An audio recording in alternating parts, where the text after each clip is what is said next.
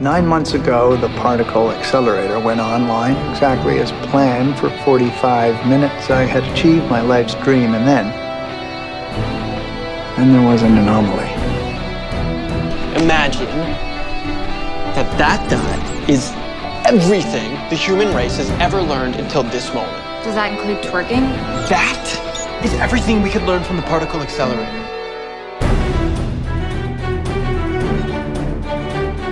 Officials are now trying to shut down the particle accelerator.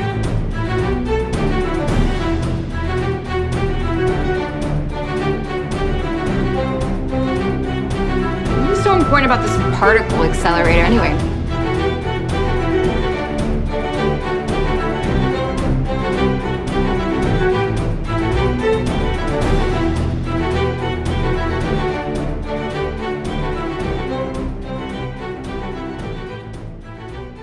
Welcome to the Particle Accelerator podcast. My name is Tom, and with me is John and Zach, my wonderful two co-hosts. And today we got our shows back. I'm very happy.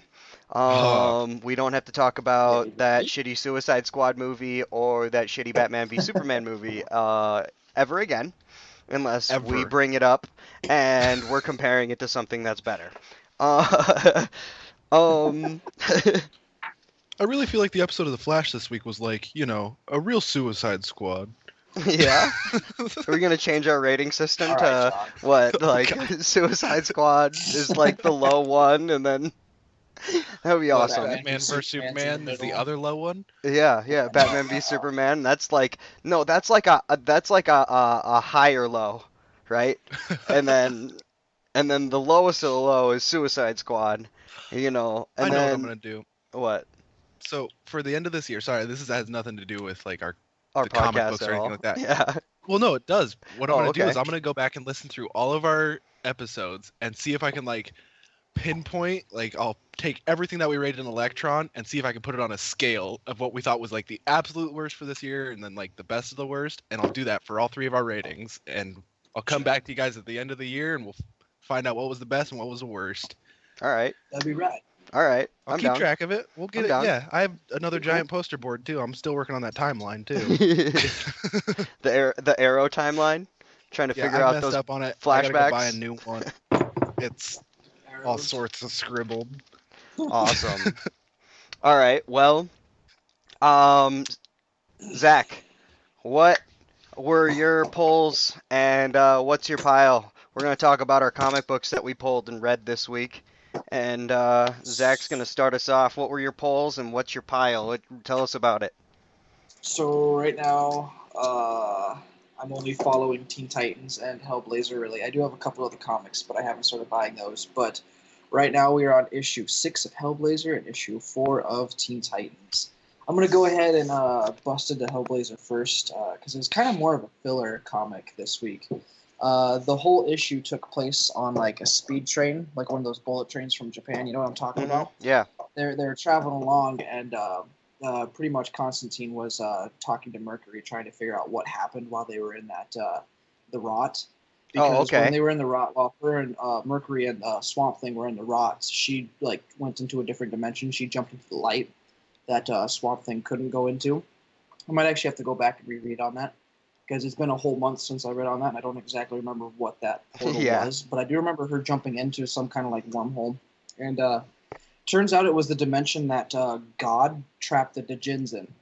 And she was running along there trying to like find out where she was. And some like weird monster that had like 4 eyes jumps out and attacks her. And some strange old like scurvy man, he was wearing ragged up clothes and everything, just starts beating the shit out of this thing with a stick. He starts like stabbing it in the eyes and everything. Turns out this guy is the brothers with the main villain so far in the series. He is also a Djinn. He seems a lot more level-headed, and he claims to not be like the rest of the Djinns. So we might have a good guy Djinn, or we might have a Djinn that's going to come around and betray them later on. What were you going to say, John?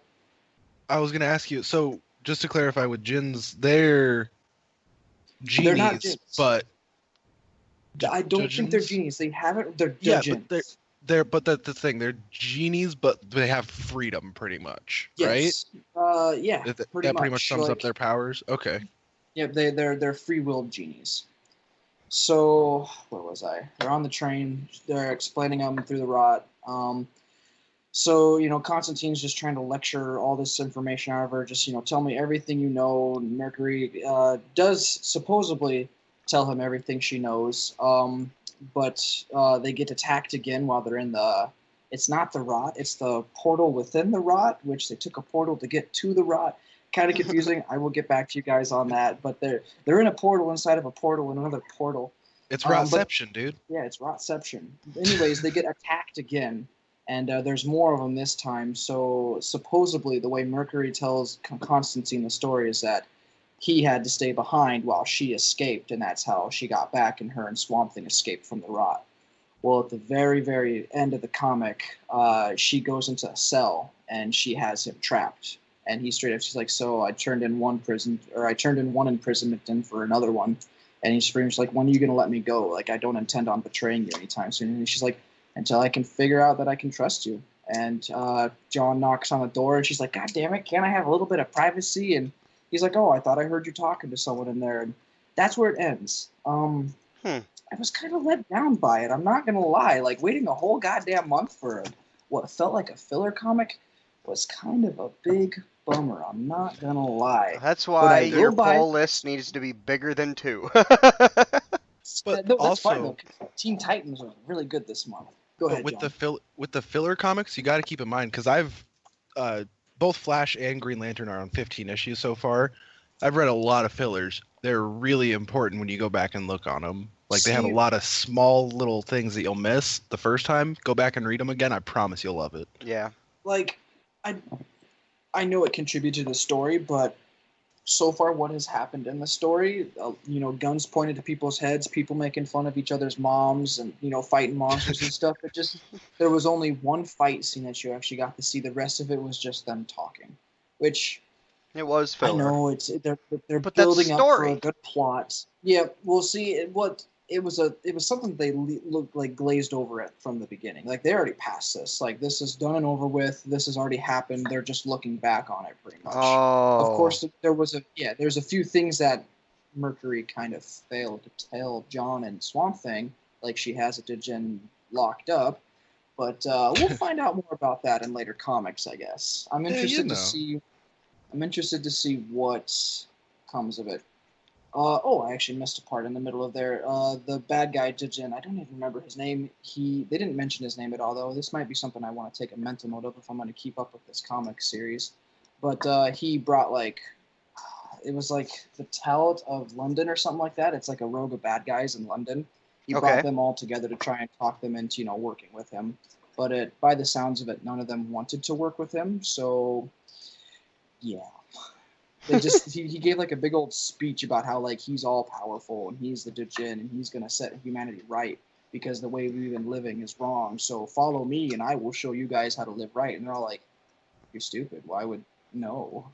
So the big bad guy failed at getting a rogue of villains together. I feel like there'll be something more on that. They'll probably come back. Isn't that like how Justice of Doom? Or Justice of Doom, the League of Doom. Justice of Doom. God, I'm an idiot. I'm sorry. Isn't that how the League of Doom usually goes? One guy tries to get them all together, and they're like, nah, I'm not trying to have any of this, and then eventually they get together. Yeah. It was like the Tate of London is what it was. The Taint of London. All right. Tate. Not the taint. The Tate. The Taint of London? The Taint of London. Yeah. Yes, the Taint of London we could call it that. I mean, it fits, really. No. But yeah, so I guess there's a rogue of villains now in play for Hellblazer, so that'll be cool. I'm not sure if there are any reoccurring villains that we've seen in the past from previous comics I have not read. That might be a thing. I don't know, but we have... an army for John to face. It looks like. Hell yeah. I mean, we've got our villains. We're starting to set up some goals here. He's gonna have to go after the Djinn and find the Avatar of Death, which the main Djinn has under control pretty much right now. So I'm excited. It was kind of a filler comic. I skimmed through it really quick. Felt a little disappointed, but it made me excited for the next one. You know what I mean? Like, I wasn't necessarily impressed with this one, but it made me want to go out and buy the next one. Yeah. And I have to wait a whole goddamn month for it. So I think I will have to expand my pull list a little. Yeah, because more than 2, man. More than 2. Gonna suck. Next Wednesday, just go there and find 2 new things that you're interested in. I'm gonna have to. All right, go ahead, John. So Constantine is a monthly? Yes, yeah. So is Teen Titans too, actually. Okay, then good news for you. So Wonder Woman just had a new 1 issue for Rebirth. Oh, yeah? It's pretty much the story of the Amazons, though. So just like Batgirl has like Batgirl and Batgirl Birds of Prey, Wonder Woman has Wonder Woman and like the Amazons adventure. And that'll actually explain a lot for Wonder Woman if you want to pick that up. It's going to be a bi-weekly starting in February. Oh, really? That would actually be a little bit better than once a month because... That's why I'm saying. Like, it's not... It has nothing to do with the shows that we're watching except for the fact that it's DC. So that's why I was figuring it's something new. Well, I mean, that's pretty much to say with all the comics we're reading in Rebirth. Yeah, I mean, I got Nightwing, and that has nothing to do with the Arrowverse, so you might as well. Right. But then again, I like... what do I have that, actually? I got the new Killer Frost, but... You piece of shit. Sorry. Yeah, still... Yeah, a little butthurt about that, I bet you are. Just keep twisting that knife. Okay, what? Before we get too far off topic here, no, it's all right. Oh, yeah, go into your Teen Titans. Yeah, we got Teen Titans. So last issue, Damian presented himself to Ra's al Ghul to protect the rest of the Titans because the Demon's Fist was after them to complete their trial before they got admitted into the League of Assassins. So they got their ass kicked, and Damian thought his only way of protecting them was to, turn himself over to Ra's al Ghul. But pretty much the moment he showed up, he just chokes him out, and he's like, "You little shit! You think you could just run back in here and expect my forgiveness and think everything's gonna just go back to normal? Nope. I'm gonna beat the living crap out of you. You're gonna suffer. Like if you want back into the league, like I'm going to bring you near death, pretty much." So he brings him up to a mirror and he asks him a whole bunch of questions. It's like, what do you want to be? This mirror will present to you, will present to me what, is in your mind. And he kept asking him a whole bunch of different questions. And in the mirror, he kept changing from Ra's al Ghul to Batman back to Ra's al Ghul. So he was really on the edge of who he wanted to be. So the mirror didn't work for Ra's al Ghul. So he figured the last way that Damian could prove his loyalty to the League was if he fought with his cousin. What's his cousin's name? Mara. That's the one that is leading the Demon Fist right now. Yeah, you were talking about her, what was it? 3 weeks ago now. Yeah, it was more about that. So she's the leader of the Demon Fist. She was the one that got into a fight with Damian before. She got the cut on her eye when Damian beat her, pretty much told her, fuck you, you're never going to be stronger than me. Yeah, when they were all attacking the Teen Titans and shit? No, this is when they were little kids. Oh, okay. Assassin, still training. So he comes back, and Damian ends up challenging her to a trial by death or something. Am I saying that right? Trial by combat. It ends in death. Yep, it ends in death, and the terms to the fight is if she kills Damian, she gets her honor back, but if he kills Mara, they leave the Teen Titans alone. They just act like it never happened, and Damian he'll admit himself to the League of Assassins. He's going to be a part of them forever, not shying away. So while all that's going on, the Titans are, they're developing... Hey, hold on one second. Your mic... I don't think you're recording through your mic. Oh, yeah? Well, I will fix that while I continue to talk here. Oh, yeah? Well, I'll just fix that. No, that's cool. Yeah, that's a lot better. Thank you. All right, Thank cool. you. All right, continue on. Yeah, no problem. Alrighty, so the Titans are without Damian right now, pretty much discussing what the hell are we going to do. They pretty much come down to the conclusion that, we're not going to let another Robin die on our watch. We can't do that. And, we started to, open up to him a little bit, and he got scared. No one's ever opened up to this kid before. So finally some people opened up to him, and he ran away from it. He didn't want to hurt them. So they go after him, and Mara and Damian get into a fight. They're a combat by trial. They're fighting over a volcano. Combat by trial? Yeah, combat by trial. Yeah, they're combat by trial. Huh? So I mean, like, Damien kicks the shit out of her again. He beats her, gets her down to the ground. He's holding his little claw thing over her face, and he's like, "I win. It's over. Give it up." So he gets up and he goes, "All right, it's over. I beat her. That's it. Leave them alone." And she gets up and she throws like a shuriken into his back, and he drops down to the ground, pretty much dead. And even Ra's al Ghul is just like, "What a disappointment! Like, I can't believe you didn't kill her. Like, you had the opportunity to kill her and you didn't." But that's not Damien no more. Damien made his choice to be a good guy, so he doesn't want to. And she actually like some lava like bubbles up, or like a rock falls into the lava and some lava splashes onto Mara's face. So now she's scarred again from a fight with Damien. So now she's gonna hate Damien she's even like more. uber butthurt now. Yeah, she's uber butthurt now. There should be a lesson that she had learned from this. Stop fighting Damian Wayne and you'll stop getting scars, bitch. Right though. Like, so at this point, the Demon Fist has pretty much like, they're like, well, what the fuck? Mara's gone off to, if she beat Damien, she's not gonna be the leader of the Demon Fist. What the hell are we supposed to do? How are we supposed to continue on without Mara leading us? So they feel a little bit betrayed here, and they actually even make the comment, Mara or Damien wasn't the only one who got stabbed in the back. And then they're in a cell pretty much with Damien. They're kind of watching him, making sure he doesn't get up and do anything. And they're like, maybe we're gonna make Damien our leader. They don't really touch more on that, but apparently the Demon Fists wants to make Damien their leader. Well, he keeps beating their leader. If he keeps kicking the shit out of their leader, they're going to be like, well, we're going to want somebody stronger to lead us. And he wants to come back to the, League of Assassins, so... Mm-hmm. Yep, there's actually kind of Plague. I don't know. It's the one that every time she touches something, it starts to die. Yeah. She grabs a bat to prove, the Batman's dead in you, Damien. She grabs a bat, and it starts to, like, decay and dying, and, like, she throws it right down next to Damien, and this bat's just, like, freaking out, squirming, and dying this whole time. Damien's just sitting there bleeding out. It's pretty fucking brutal, actually. Like, I'm loving it. And, like, it's kind of creepy looking at this bat just kind of, like, slowly rotting away and dying, and, like, Damien's just like, stupid bat, shut up, you bat, I hate you. Like, he actually ends up, like, killing it himself, and then the door busts open, and he goes, who's that? He thinks it's Mara, and he's like, I'm gonna kill you this time, come here, I'm gonna stab you in the throat. And then it's the Teen Titans. The rest of them, they busted in, and it's your friends, we're here to save you.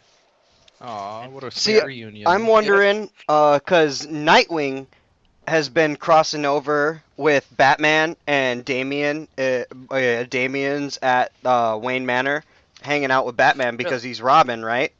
And I'm wondering when I get caught up, because right now I only have gotten up to issue 4 of Nightwing, and they're on issue 13.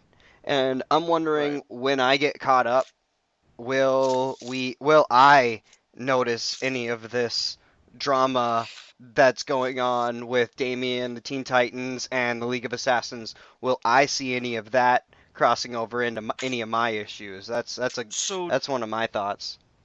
So Damien and the Batman are together in the one you're watching? In the one I'm reading, and the one I'm reading right now, but this also came out, October 2016, and then, November 2016, so I'm pretty far back right now on the Nightwing, and yours is just coming out now, like, that came out Wednesday, so... I'm wondering when I get caught up. Well, no, not really, because, Teen Titans wasn't a thing.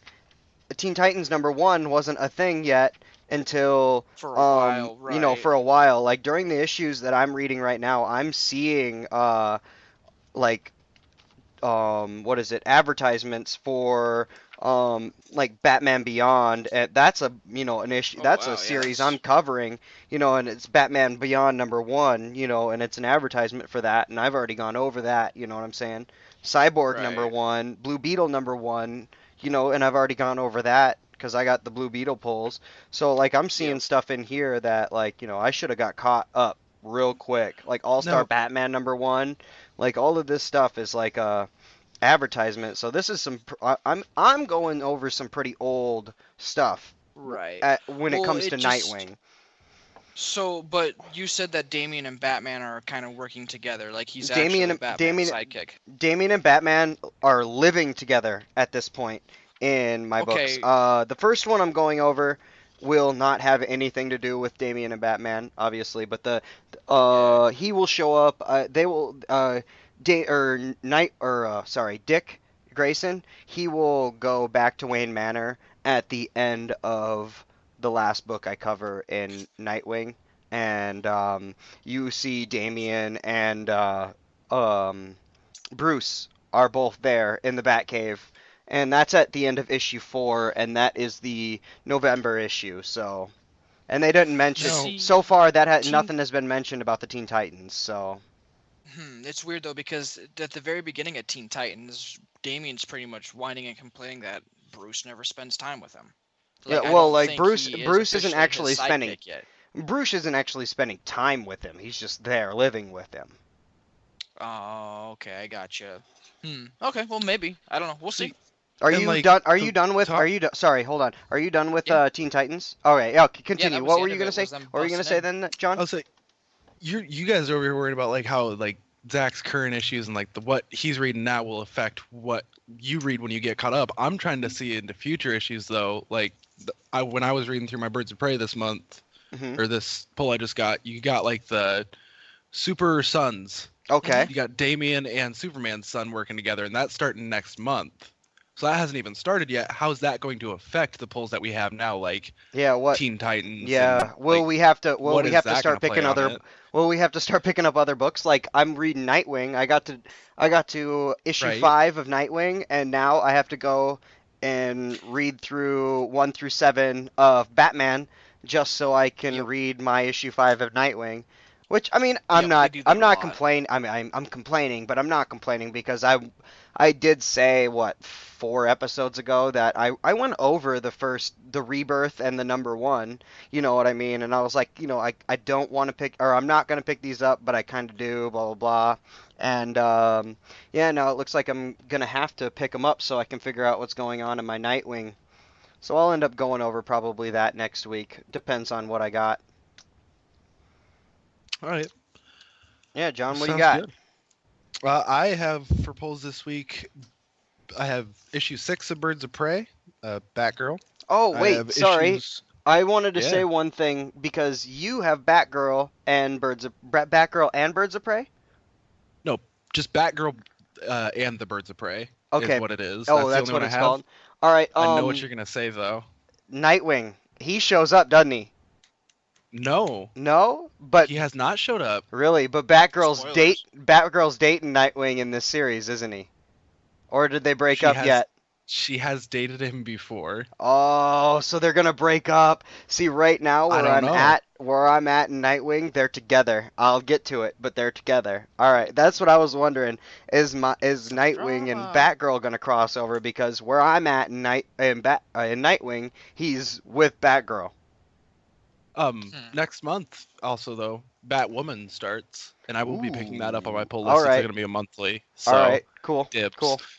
All right, you got dibs. But yeah, to get started, I guess I have my pull list is issue 6 of Batgirl and the Birds of Prey, 14 and 15 of both the Green Lanterns and the Flash. So those are both the same exact issue. But pretty much just to, I guess, pick up where we left off with Birds of Prey. They met up with this new Oracle who's like pretty much the mafia side Oracle. They finally found out who it was. This is just this black kid. He was pretty much fencing shit for the mafia and like brokering deals with them on where they could meet up and sell a bunch of different shit and all that. But they've met him and they're trying to find the fence selling the guns to this mafia right now. Turns out it was actually Helena Bertinelli's mother, though, who she thought was previously dead. That's what you just found out at the end of the last Helena's issue. mom is up in the mafia too? Wow, Yep, I so thought it was that's- just her dad, but wow. That's She's it, hot. though. And I this- like Helena Bertinelli. I think she's hot. She is. She's very attractive. But like with what's happening in this series is her father and her brother were killed instead of her mother and her father. Hmm. So what they did is they staged it, and that's what they're explaining throughout this whole comic is they staged it to where like her mother thought that her children were killed because Helena played dead when she thought her parents were killed. So her mother thought she was dead. She thought her mom was dead. So her mother decided that she was going to turn to, I'm going to get the redemption that I need to get, and I'm going to get the revenge for my family that I need to get against this warring family that we're against. And that's how it's just going to go down. Like, I'm going to make up for everything that my daughter's done and blah, blah, blah. And when Helena finally gets her cornered, they get him cornered in like a movie theater, and they actually team up with the current Oracle's like mafia. So like they're fighting alongside the mafia to get to Helena's mom. So obviously this is not Oracle Batgirl. No, that's just it. Like that's where this whole thing started. Is this Oracle? Helena Bertinelli was hunting down this new Oracle. New or old Oracle? Because Batgirl is the Oracle. So is this like OG Oracle somehow? No, this is like a copycat Oracle. Okay. Yeah. Wait, well, how can you copy something that hasn't been done yet? It's already because she already did it. Well, I know, but Batgirl is the Oracle, right? Yeah. So she hasn't been shot by the Joker at this point in time, paralyzed and turned into the Oracle. So this apparently is the first Oracle that we know of here, but we are also like nubs. We're noobs as shit right now. So, but so I'll explain it in depth real quick. Okay, it's real quick. Go back into it. So what it is this Oracle or this Batgirl? She's currently Batgirl fighting crime, but what she used to do is she'd go online to like the dark web and shit and be like, all right, I need help tracking down this case. And her name online was the Oracle. She just started like this giant thing, and she'd always get the information that she needed no matter how she had to get it, right? Okay. So people started talking about rumors of the Oracle. Yeah. Yeah, anyway, I remember now. You jogged my memory. I remember now. Okay. This new imposter Oracle is the one that they're working with. He had friends from the mob come try and help take down Helena Bertinelli's mom. The police also ended up showing up. Jim Gordon,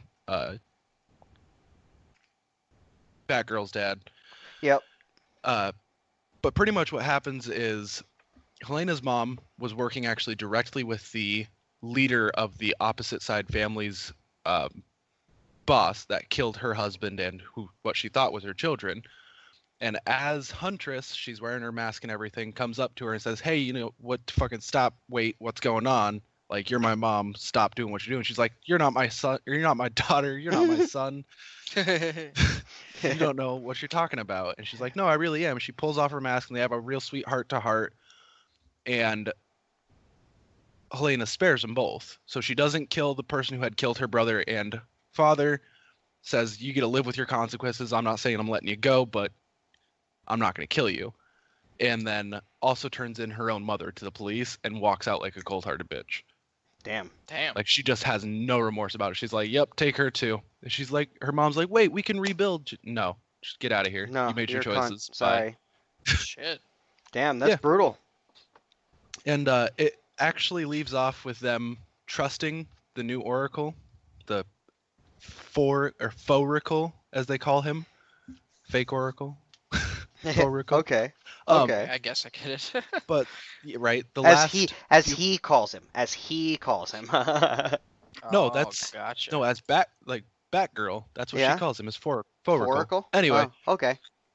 The last few panels is him actually scrolling through the computer. His message pops up on the computer. It says reminder meds. He says, yeah, how could I forget? And then a message pops up, says, what's your status? Do they trust you yet? And he replies back, baby steps, stand by. Next panel just says, this deal's getting worse all the time, and his eyes look like he's dropped like 3 hits of acid. Like, I'm like, hold on, like. Oh, okay. Yeah, he's into it. He's like, yeah. So like, it's one of those HR Wells. Like, you just never trust a Wells. I guess don't trust an Oracle. Hey, I like HR. Don't hate on HR. All right, you start hating on HR, and I'm gonna fucking once we get into it. I'm gonna get mad at you. Just wait till we get into it. That's it for Batgirl. I don't think another one comes out of those for that until like it's either this week or next week. I'll pick it up though. Either way. Right. But yeah, Green Lantern 14 and 15, I actually have to talk about these two separately, because 14 is the end of the Phantom Lantern, and 15 is the start of them joining up with the Justice League. Ooh. So I finally got the conclusion to the Phantom Lantern, which was actually really satisfying. Like, it was super satisfying to read through it today. I couldn't put it down. Okay. Dustin actually asked me to, and I didn't. What's the Phantom Lantern? I know what the Phantom Lantern is, but what's the what happens? So, this is part 5 of the Phantom Lantern. It starts out with him being he's just turned into the Lantern of Compassion. So he's indigo colored, like purplish. Okay. Yeah. He's speaking some language that they cannot understand until the ring finally decodes it in about 3 or 4 pages. But pretty much he just feels super compassionate for everybody. He's like, I can't believe I let my family down, and you guys were totally right to try and take this ring from me, and blah, blah, blah. Pretty much talks himself into taking the ring off. Okay. And that's how they beat him. It was awesome. Do they end up getting to destroy the black ring then? Or wait, it's a black ring, right? Or no, it's a phantom ring. Oh yeah, sorry, I'm sorry, the phantom ring. I apologize. The one that can turn into it can turn into any color depending on the user. Right. Okay. Yep. So do they end up destroying it? They don't. Other Green Lanterns end up showing up. It's not Hal Jordan or John Stewart, but it's just some other, like, they finally got their emergency call, and they were like, what's the emergency? Okay. They're like, well, we kind of got it taken care of now. He took it off himself, and we have it here. Like, you can't just call us for every little emergency that you have, blah, blah, blah. They're yelling at him like, you guys aren't really Green Lanterns. You guys are amateurs. And then the Guardian shows up, or who you think is the Guardian. Like Guardian, like the gold suit Guardian and the... No, Guardian of the Universe. Oh, okay, Guardian of the Universe. Little blue guys that... Oh, yeah. Okay. The Guardians. Gotcha. One of the Guardians. Yeah. Okay, gotcha. One of the Guardians shows up, or what you think is one of the Guardians. Turns out he was actually... Because this Guardian that made the Phantom Ring, he was fighting with Volthoom, the original the original Lantern, the one that showed them the color spectrum and all that shit. Okay. Turns out when they were fighting, Volthoom actually trapped this Guardian in like this little ball. So like, because I thought the Guardian was outcast or whatever. What, you know what I mean? Yeah, he was. Okay. So like, and that's why he was outcast, because he made this Phantom Ring. Yeah. And then Volthoom, apparently he knows, it goes into it. He's like, you don't know you can't conceive anything that you don't know already. You don't know what it feels like to die. You don't know what it feels like to have life be ripped back into you, and like, you just don't know anything. I've had millions of years to figure it out. I know it all. That's the OG Green Lantern, right? That was the original Lantern, the one that built that power core into his chest. Yep. Okay. Yep. And he ends up trapping this Guardian of the Universe in this little ball. Okay. And then, assuming his like form, like he just looks exactly like him, he walks right up to Simon Baz and Jessica Cruz, the 2 Green Lanterns of Earth, and he's like, all right, well, now that we have this taken care of, let's go find Oa and the other Green Lanterns. And pretty much Volthoom's trying to destroy all the Green Lanterns now. Why? Yeah. Neat. Not exactly sure. All right, so because, like I said, that was the end of Phantom Lanterns. So what happened to the Phantom Ring? You don't know. I have no clue yet. Okay. Next issue just completely glazes over it. I don't know if it was left with the other Lanterns. Yeah. That's fucked. Okay. All right. Continue the whole on. Next episode. So I don't know if you know too much about these 2 Lanterns. No, only what you've told us. Okay. Well, Simon Baz, he was in Guantanamo Bay when the ring came to him. Why? It was actually kind of Yeah, it was actually for false charges, but he didn't want to fight him. He's like, you know what? I'll just fucking do the time for it. And he had like some sort of iron, fucking Diggle shit, sort of iron willpower about it. Some fucking Diggle shit. The ring ended up. This actually the Phantom Lantern that they were fighting. The ring that Simon Baz got was originally supposed to go to that Phantom Lantern. Because the ring presented itself to the Phantom Lantern, and he's like, finally, I've been working my whole life for this. Ever since I saw John Stewart, I was like, yes, I know exactly what I want to be. I want to be a Green Lantern. Like, he was in the Air Force, everything, just like John Stewart. Then the ring finally showed up one day, and he's like, this is it. I finally got it. And then no, it was Hal Jordan that was in the Air Force. John Stewart was in the Marines. Hal Jordan, sorry.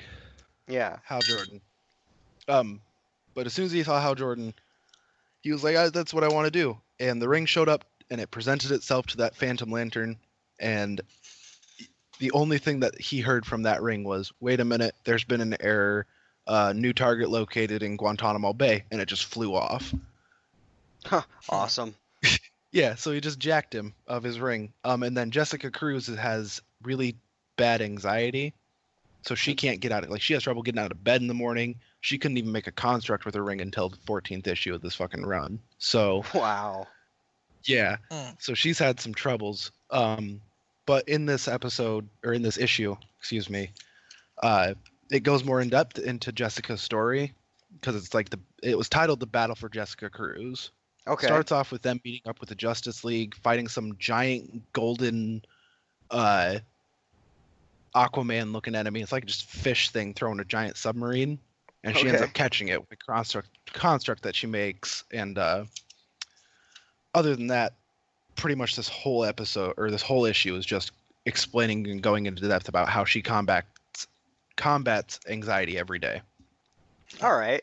And then anxiety is a real thing. People combat that shit all the time. I mean, they're trying to tackle issues in the real world, I guess. I was like, that's super cool. And I'm like, I'm glad you guys are doing that, especially with the ending of this being Batman showing up and be like, you know what? You showed some great willpower out there today, guys. I have something that I don't know if I can handle myself. Come on and go over here and help me out. And Jessica's like, wait, is this that Batman Green Lantern team up I've been waiting for? And it just ends. Awesome. So is that like a fourth? Well, no, it can't be really a fourth wall break, but. Right. But now I have to go pick up the rest of Batman. So... Yeah, I got to do Batman too. I got definitely. issue 0. I do too. I got Batman issue 0 I got, well. 1 and 1, issue 0 and 1. Yeah, I got those two, and I went over those earlier. With Gotham and Gotham Girl and stuff like that. Yeah. I've decided the Gotham Twins.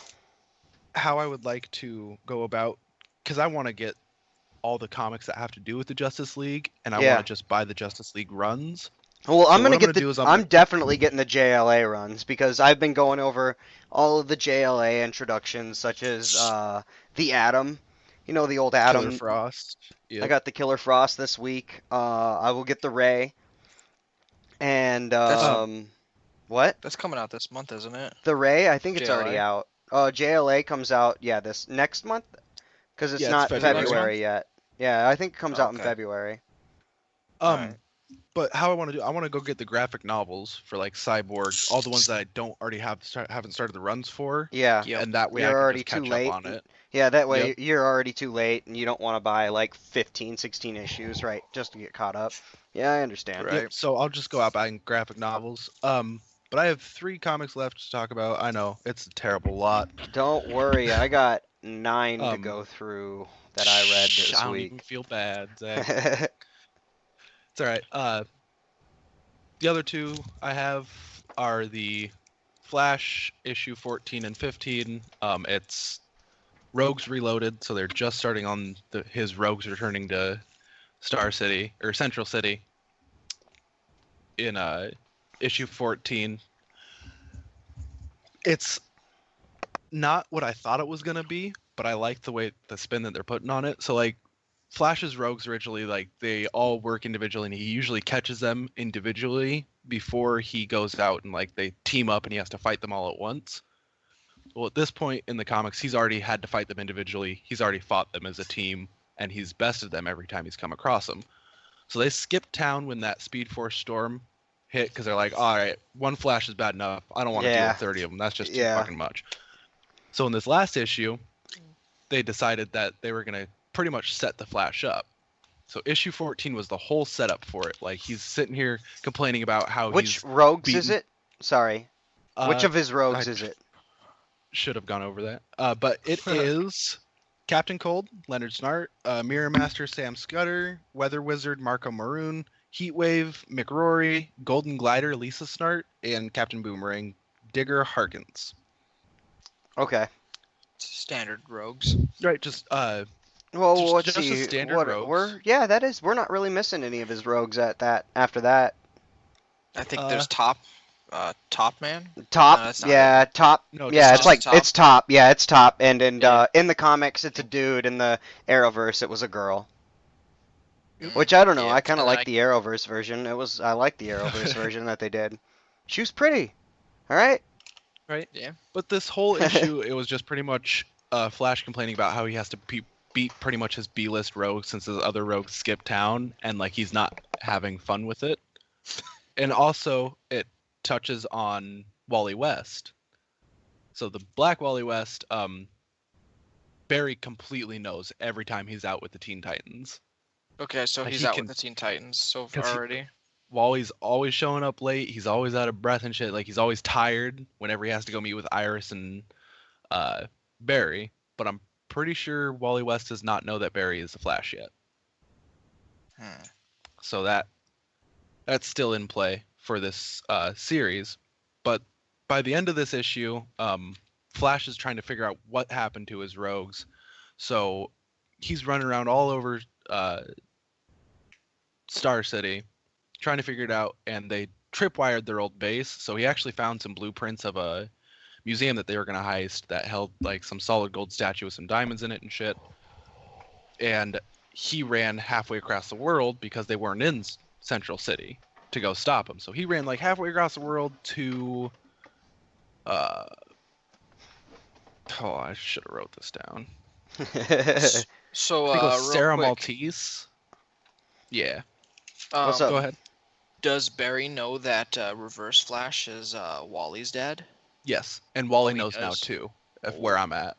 Oh, Ooh, got nice. some And in drama fact, stirring. that is one of the things when I said Wally's always showing up late. So they were all going to go see a horror movie marathon pretty much.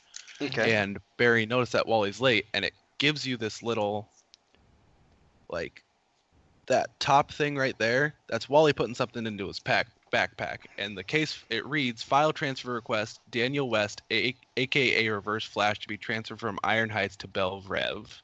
Ooh. So Wally's investigating his dad. Hmm. Yeah.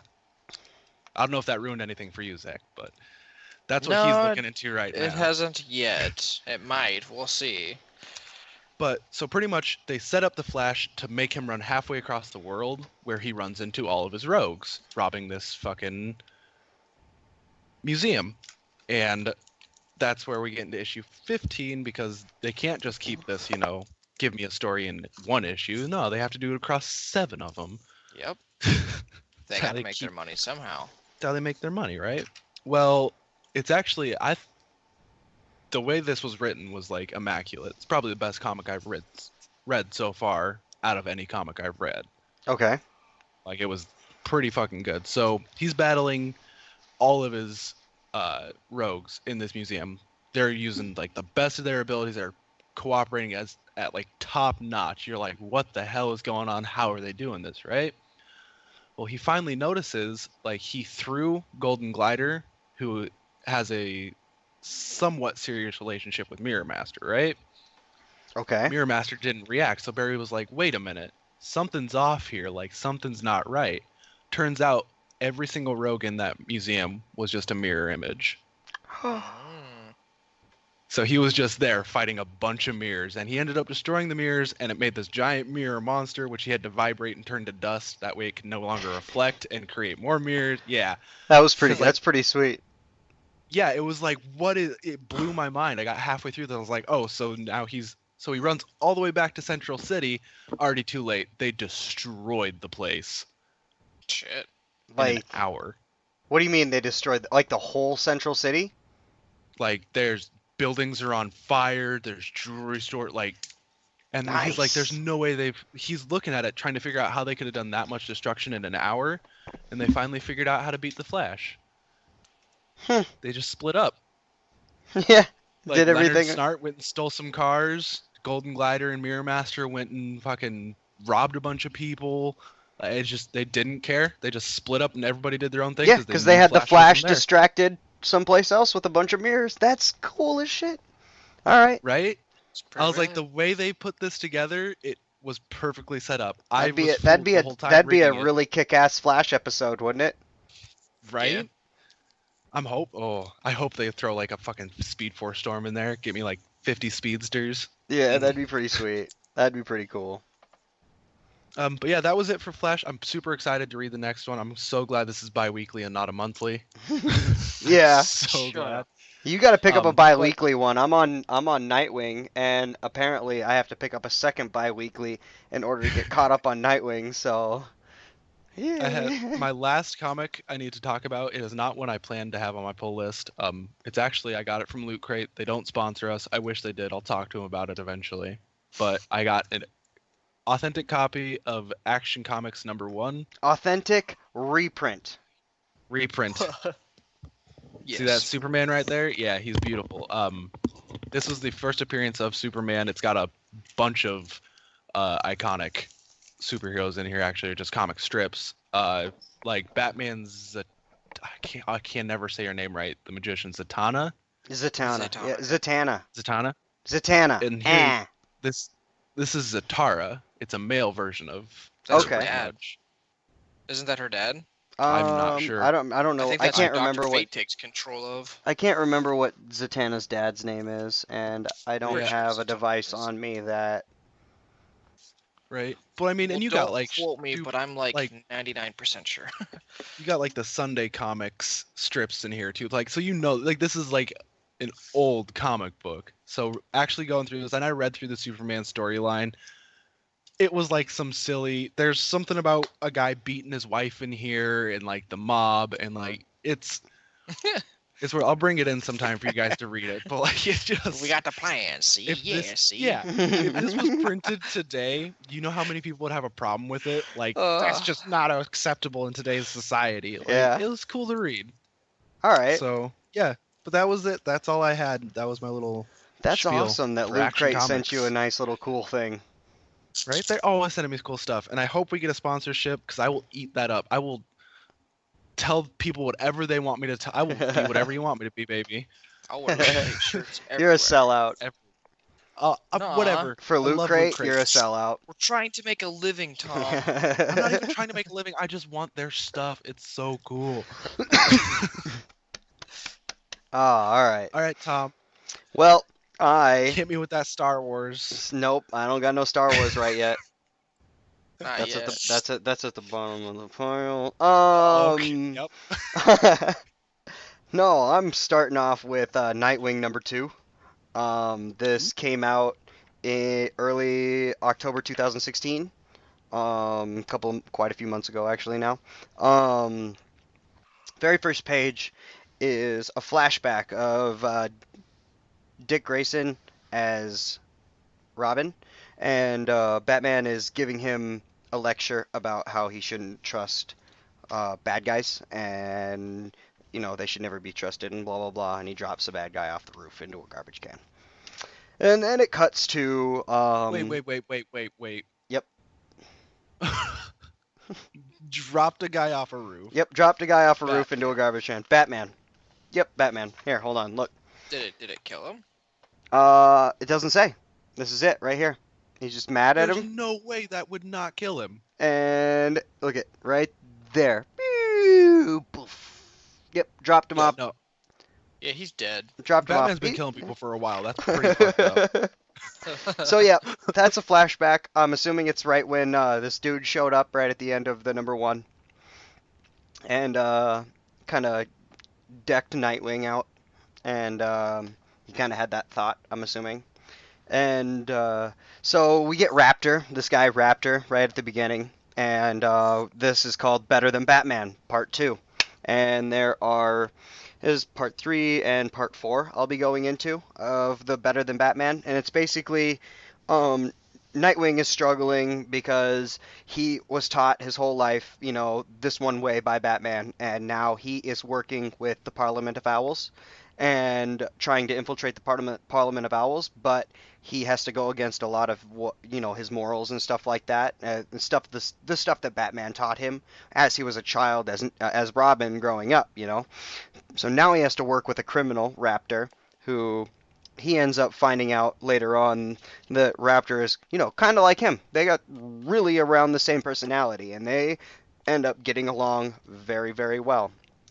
Raptor's got this really cool like hover ship, not a ship, it doesn't go out into space, but it's like it's got like a 4 helicopter like drone kind of thing, right, that they can get into. And he whistles for it and it comes and they get into it and they are going to go infiltrate this place for it's one of their missions for the Parliament, right? The Parliament of Owls, who he's gonna at the beginning you find out that he's gonna try to, get inside and he's going undercover with the Parliament. And then it gets to this one scene where it's Batgirl. And Batgirl is in Tokyo, and she's fighting a bunch of people, and she's on the phone with Dick. And they're both on 2 separate missions. Dick's on a mission with Raptor, going to go infiltrate Cobra, the snake guy, the snake worshipping cult or whatever. And was it Batgirl? She is in Tokyo doing things, and she's basically it caught Dick racing off guard, and he was just like, "What the fuck are you doing in Tokyo?" And she's like, "Well, you got out of Gotham. I wanted to get out of Gotham and do some shit too." So basically that happened, and then they get off the phone they schedule a date kind of, and they get off the phone with each other. And they go on, and it goes on to Dick and Raptor, or Nightwing and Raptor, rather, doing their mission to infiltrate Cobra. And they get attacked while they're in this, they get dropped into the water, and they're going to go infiltrate them, undercover through the water, and then they're going to climb up the side of the building or whatever and get in. Well, while they're in the water, Raptor gets attacked, they get over it. It's pretty simple, a couple pages long, and they end up infiltrating the Cobra base, and they're doing it all nice and stealthy like. This whole time, basically, it's just Nightwing talking in his head, going over a bunch of stuff, basically weighing the things that he learned from Batman versus what he's going through now, and his morals and such. And they get into a fight where some zombie thing ends up attacking Nightwing. Raptor saves his life, and Raptor can't feel pain. That's like his main thing. He doesn't feel pain at all. He can die, he can bleed out, whatever, but he just can't feel pain. He's I think he's missing a hand too, and he's got like this crazy like claw thing as a hand that he can fuck people up with. But while they're fighting this zombie thing, Raptor gets shot in the side, or not shot in the side, but stabbed in the side with a surgical knife. One of the zombies throws it. It bounces off another zombie, and it stabs in the side of Raptor. He doesn't even notice, and, it's another thing where Raptor and Nightwing have a nice little collab. Like, he's like, hey, you got this thing stuck in your side. Raptor's like, oh, shit, well, you don't really notice this stuff when you can't really feel anything, so thanks. I didn't want to bleed out. And then they get to the point where they're at their mission and they find these refugees, and Nightwing's like, what the fuck does the Parliament want with these refugees? And then Raptor explains that the Parliament's making a new nation. It's going to start with these people, and it's going to be founded, let's see here, the Parliament is creating a new nation on the bones of Greece, outside the rules that govern the rest of the world. Its foundation will be money and history. And these people are going to be the start of, help start it. I'm assuming they're slaves for the Parliament, so the Parliament can build this foundation and make this new, country or whatever that's outside of the rules of the main world. So they end up getting all these refugees, bringing them back, get praised by the Parliament, get a whole new mission from the Parliament. And they go off, and Nightwing tries to leave Raptor because he's still not fully trusting of Raptor. And he's just like, I'm not going to work with the criminal, blah, blah, blah. And then, they get into another little tussle, nice little fight. They beat the shit out of each other for a little bit, and then they come to the conclusion, they need to work together. They jump into Raptor whistles for his ship. It comes up, and they jump into it and leave. And it ends with Barbara, where she thought she told Dick to be for their date in another country, Let's see here. Where was it? Oh, she just texted a random location, like a longitude, latitude, and he was supposed to meet her there. He never did. Never showed up. He's not answering her calls. She's leaving messages. She's like, I thought this was a date. He's looking at his phone like, fuck. And then he hits the FU button basically. And Raptor's like, come on, dude, let's get the fuck on. And they jump into Raptor's ship. And that's literally the end of this issue. So. The FU button. Yep, he literally FU buttoned Barbara. And that's the end of the issue. And then we get into Nightwing number 3, and that is Better Than Batman Part 3, and it's a flash forward. And on the very first page, it's totally a flash forward. We get Barbara standing there with her hands over her mouth like that. Sorry, I covered my mouth so you couldn't hear me. But, she's got her hands over her mouth, and there's Raptor standing over a guy who we presume is dead, and Raptor's claw hand is all bloody as fuck. The dude's laying in blood, and Dick's like, oh my god, what the fuck just happened? And you got my girlfriend right here, got my new partner right here, standing over a dead body, blood in his hand, and, basically facepalm. And then it goes back to, basically present time, where they are on their new mission. And they have to infiltrate this home of, I don't know if I'm going to say this guy's name right, but it's Nute Ruud. K-N-U-T-E-R-U-U-D. I'm assuming it's spelled, the K is silent, and it's Nute Ruud, but I'm not sure. He is a guy who is a master maze designer, and they are there to get they're going to get him and the plans to the Parliament's new base of operations, basically. Pretty sure that shows that's talked about later. Excuse me, and I'll get into that eventually later on. But they're standing there staring at this guy's basically compound, and he's obsessed with mazes. Right? He got his tarot card reading a long time ago. He was told he was going to be assassinated by an assassin, so he got super paranoid and got obsessed with mazes and traps, and he built his whole home around this crazy maze. And then he's also the creator of the new Parliament's compound, so it's going to be super crazy mazy, and it's going to have a lot of traps and such, right? And then as they're looking at it, all of a sudden they get attacked. And Raptor's basically, you see Raptor, he's like, we got company, and then you got Supergirl throwing Raptor into the fucking into the snow, and she shows up basically kicking ass. And then the whole fight is stopped by Dick. Nightwing jumps in the middle, is like, hold on, wait a minute, stop you two. And then he's like, Raptor, I'm gonna need a second. And Raptor's like, I got you, I understand.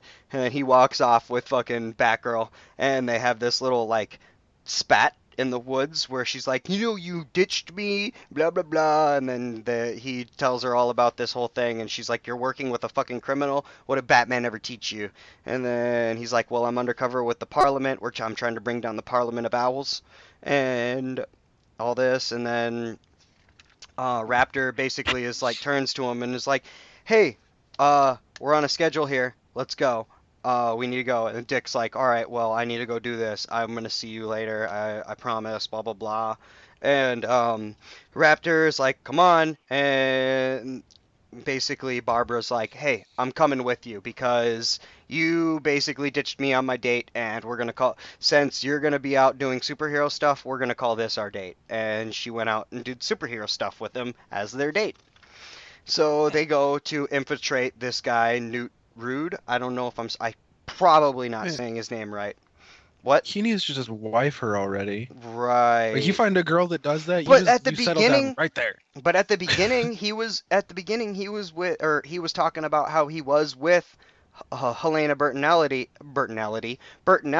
and because my first two issues that I talked about weeks ago, he was struggling with the fact that Helena is his ex. And, he tried to go back and talk to her, and then she bounced, and did that whole thing.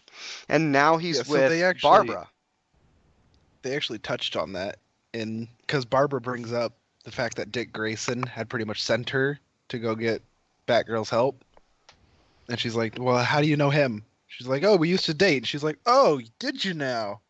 So they're both just kind of like, oh, so you used to date Dick, huh? Okay. That's awesome. Yeah. That's got to add some nice little fun drama to it.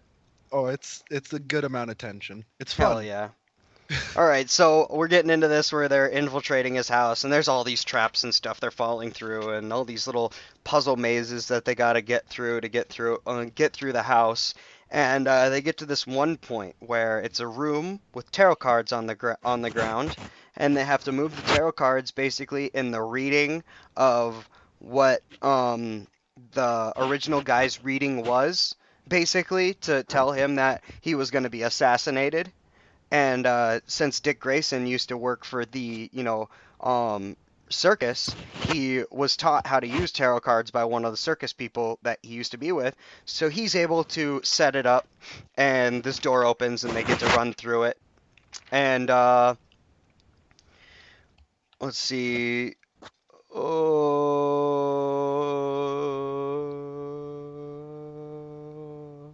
Raptor runs off. Sorry about that big pause.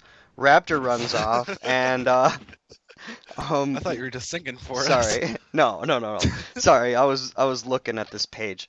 Raptor runs off, and then we get to that front page that I explained to you guys where you get Barbara and Dick running in on Raptor standing over a dead body, and Dick Grayson flips his shit, starts beating up Raptor because Barbara's like, no, you're working with a criminal, oh my god. And Dick Grayson flips out, beats the shit out of Raptor, like, what the fuck did you do? And then the Parliament's all watching this somehow. It's all on a screen, so they see Dick Grayson beating the shit out of Raptor, and then Dick Grayson, or, well, I guess, it's, Nightwing, he shoves Raptor's face into the screen and the camera and everything that's pointing on him, and then that all breaks, and he keeps beating the shit out of fucking Raptor until the guy that was supposedly dead sits up and scares the shit out of Barbara, and Raptor's like, see, we played it off really, really good. And that's when you find out that Raptor was playing his own game the whole time, and he wasn't actually he's trying to take down the Parliament as well, but you didn't actually know that.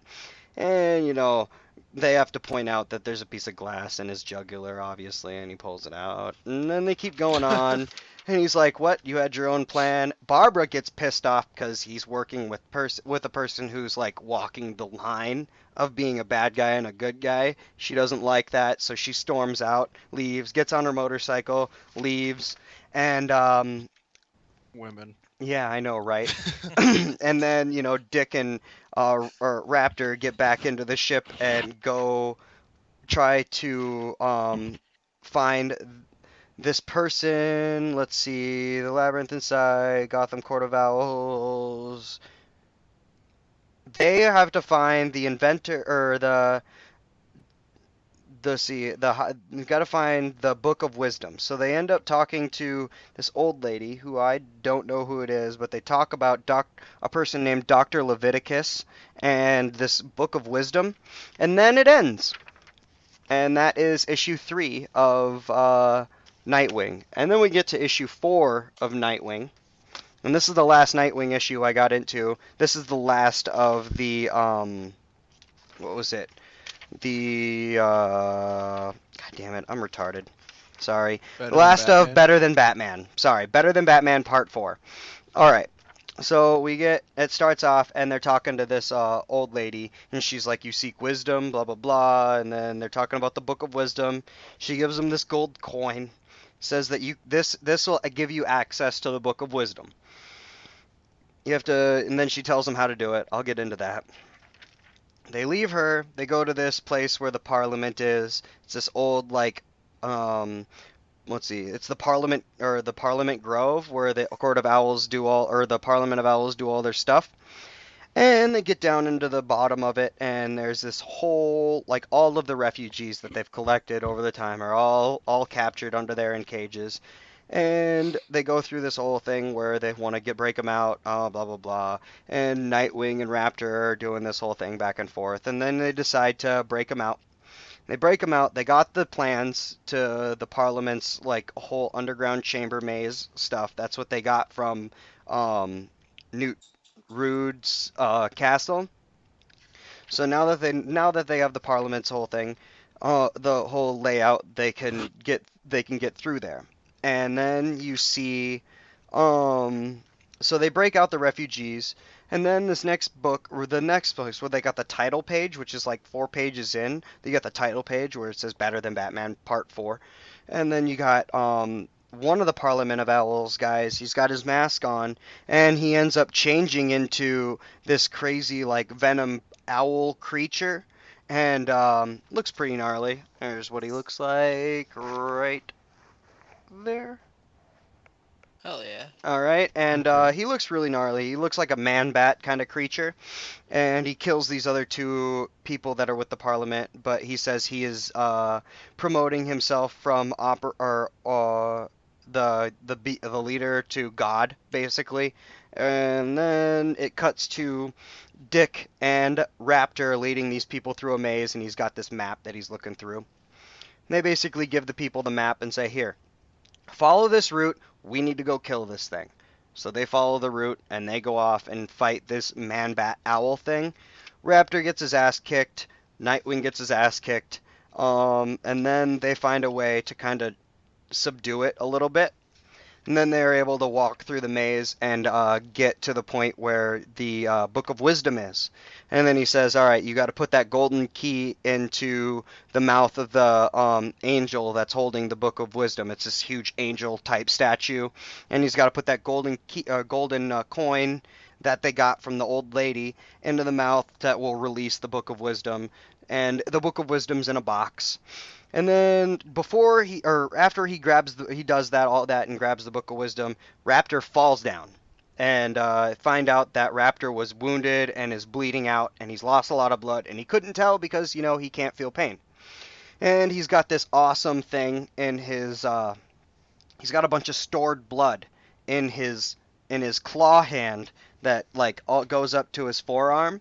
And so Dick Grayson pulls off this forearm thing, and it's got little needles in it, and he is able to put it into Raptor and able to get him more blood, so he's able to resume consciousness. And then the man-bat owl thing shows up, and they run.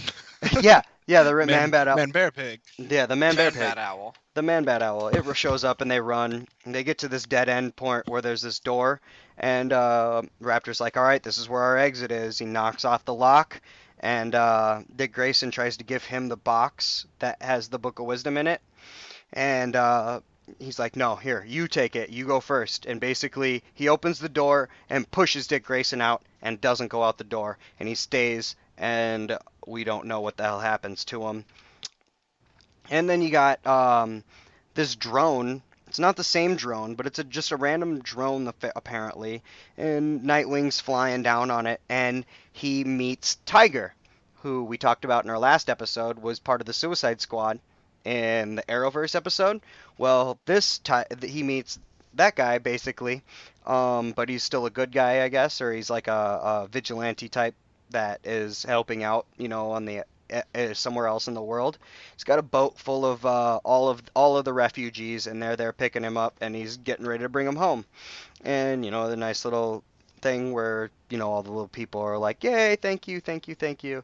And then we get to the point where they're at Wayne Manor and Gotham City, and he walks down into the Batcave, and we got Damian Wayne running up to Dick and going, "Dick Grayson returns," and basically runs up to him like he's his big brother. It's pretty neat, actually, because they go to the arcade all the time, or not all the time, but from what they tell us and how they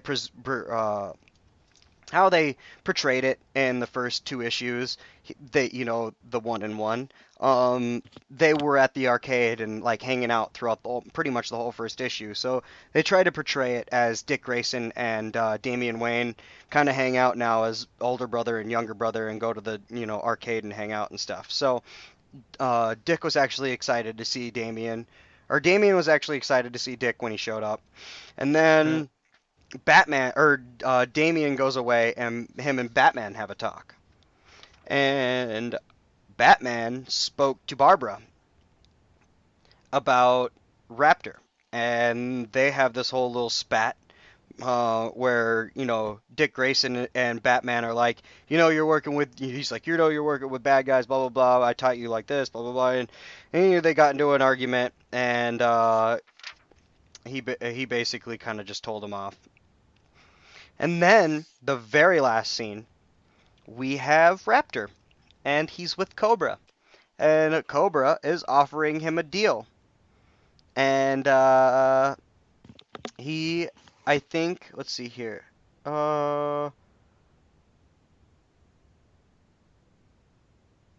Sorry. He basically, the Cobra is basically paying Raptor to manipulate Nightwing, and at the end, he says, I've got him wrapped around my finger. And it says, check out Batman number 7 and Nightwing number 5 for Night of the Monster Men.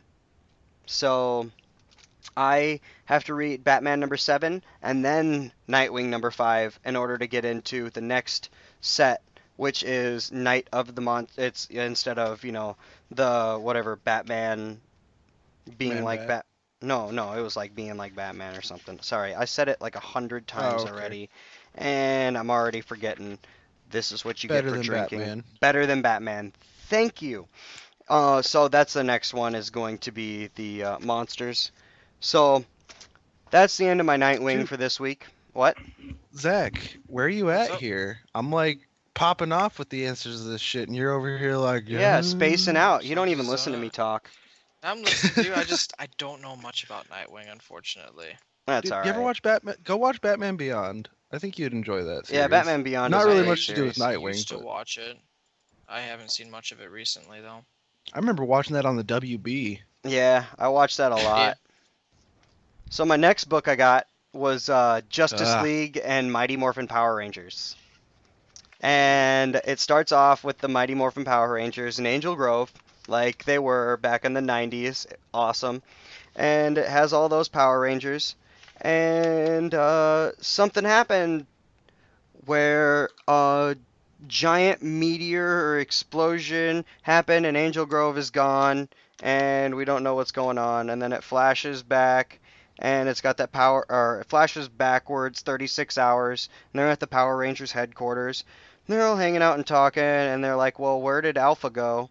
Alpha's missing, and he's the little robot. And they go out and try to find him, and they split up.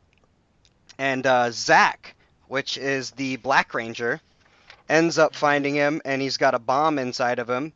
And he goes back, brings Alpha back to the main hub, but he doesn't know he has a bomb inside of him.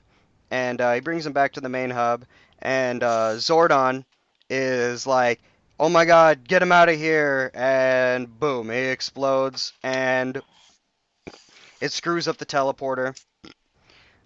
Zed shows up, Lord Zed shows up, and starts fighting the Black Ranger. It's his Morphin Time thing, and starts fighting everybody, while all the other Power Rangers are fighting putties, and the teleporter goes off, and he grabs Zed and Zack get launched through the teleporter. But the teleporter's broken. So they don't know where the hell he got teleported to. And we get to the next scene where he lets go of Zed through the teleporter, right? So Zed gets dropped off somewhere else. And then Zack gets dropped off. And he's still in his Black Ranger suit, which is the woolly mammoth, And he's fighting putties. And then he kills all the putties, and then all of a sudden, Batman shows up. And he's like, who are you? Are you one of Zed's creatures? And then he starts trying to fight Batman, and Batman's like, what the fuck are you talking about, kid? And then he ends up calling the Justice League, and he's like, hey, I got a problem. I got a guy with extraordinary powers. And the Justice League's like, oh, what? Batman can't handle himself? Batman's calling for help? That whole thing. And he's like, yeah, get down here. And then all of a sudden, all of the other Power Rangers show up. and they're getting ready to throw down on Batman, and this red blur goes by. And Of course grabs. it does. Yep. Of course it Yep. does. This red blur goes by and grabs all of their weapons. It's got Blue Ranger's staff. You got Blue Ranger's staff. You got Pink Ranger's bow. We got Red Ranger's sword. Black Ranger's battle axe. And Green Ranger's got 1 dagger. Yellow Ranger's got 2 daggers. And Flash goes by, and all their weapons are gone. And then he puts them out, and then they have a talk. And they're like, these creatures, no, seriously, like, he's like, wait, we're not the bad guys, blah, blah, blah. And then the Power Rangers are like, oh, these guys are, powerful creatures of Zed, and blah, blah, blah. And then Pink Ranger gets into her pterodactyl and starts flying around, taking shit out. And then we got Cyborg up in the watchtower talking shit to Batman like, oh, what, you got enhanced beings in Gotham and you need some help? And he's like, yes, get the fuck down here. And they got a damn pink robot dinosaur plane thing, and then literally that's where it ends.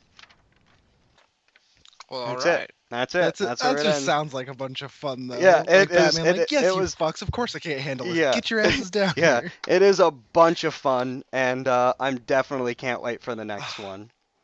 Now I'm super excited because with me picking up the graphic novels for the Justice League and shit, I'm going to pick up the actual issues for Justice League versus Suicide Squad. There's a lot of those. There's a six lot of of them. those. No, there's more than that out now. I swear there's more than that out now. They only did 1 through 6. Oh, really? I thought there was like Yep. 12 or something like that. Suicide Squad's now- getting a new line here soon itself. The Suicide Squad Rebirth has already started, is the thing. Oh, did now, it? with the continuation of it, like going into or continuing on Suicide Squad and Justice League separately, they will cross paths more. But that crossover was like their first actual bout in forever. All right. That's pretty neat. Well, All right. also that came out this week, Batman Beyond #4. Love it. We left off where Batman and Dana got captured. Oh, well, Terry got captured because he was dressed up as a Joker because his bat suit was destroyed. And so he just decided to dress up as a Joker to infiltrate the Jokers. And now they're caught, hung upside down, and getting acid balls thrown at them. And they're basically, yep. Jesus. Shit. Yep. Now that's a situation. That is a situation, and this is called Escaping the Grave, Death and Life. And basically the whole few first pages, them getting acid balls thrown at him, and then all of a sudden Terry sees Matt, his little brother, running in, and he's like, what the fuck is Matt doing here? He shouldn't be here. Did Max actually make him come in? And then Terry's like, I got a plan. He tells Dana that. And she still doesn't know he's Batman. From the cartoon series until now. I mean, and there was really? before Rebirth, there was what happened right after the cartoon series in DC Comics, and then there was a Rebirth series, and then there's this. So finally this is when Dana finds out that he's Batman. She doesn't find out right yet, but she finds out in this issue. Now, so I do want to point out real Yeah. quick, when you say acid balls, I think like the drug acid. no. This They're is just like trying to get him to trip super this is hard. this is like weird balloons filled with acid that they're using slingshots and shooting them at them, hanging upside down. Here's kind of what the picture looks like. Sounds super horrible. villains. They have the worst plans. Like there are ways. These to aren't torture even people, there are really ways to super kill villains. This people. is more of a gang of idiot people who want to follow the Joker. It sounds like it because I mean, acid balls on a Yeah. slingshot. Like fucking shoot somebody. Come on. Exactly. So, yep, they end up, he pulls out this because he's still got the belt, right?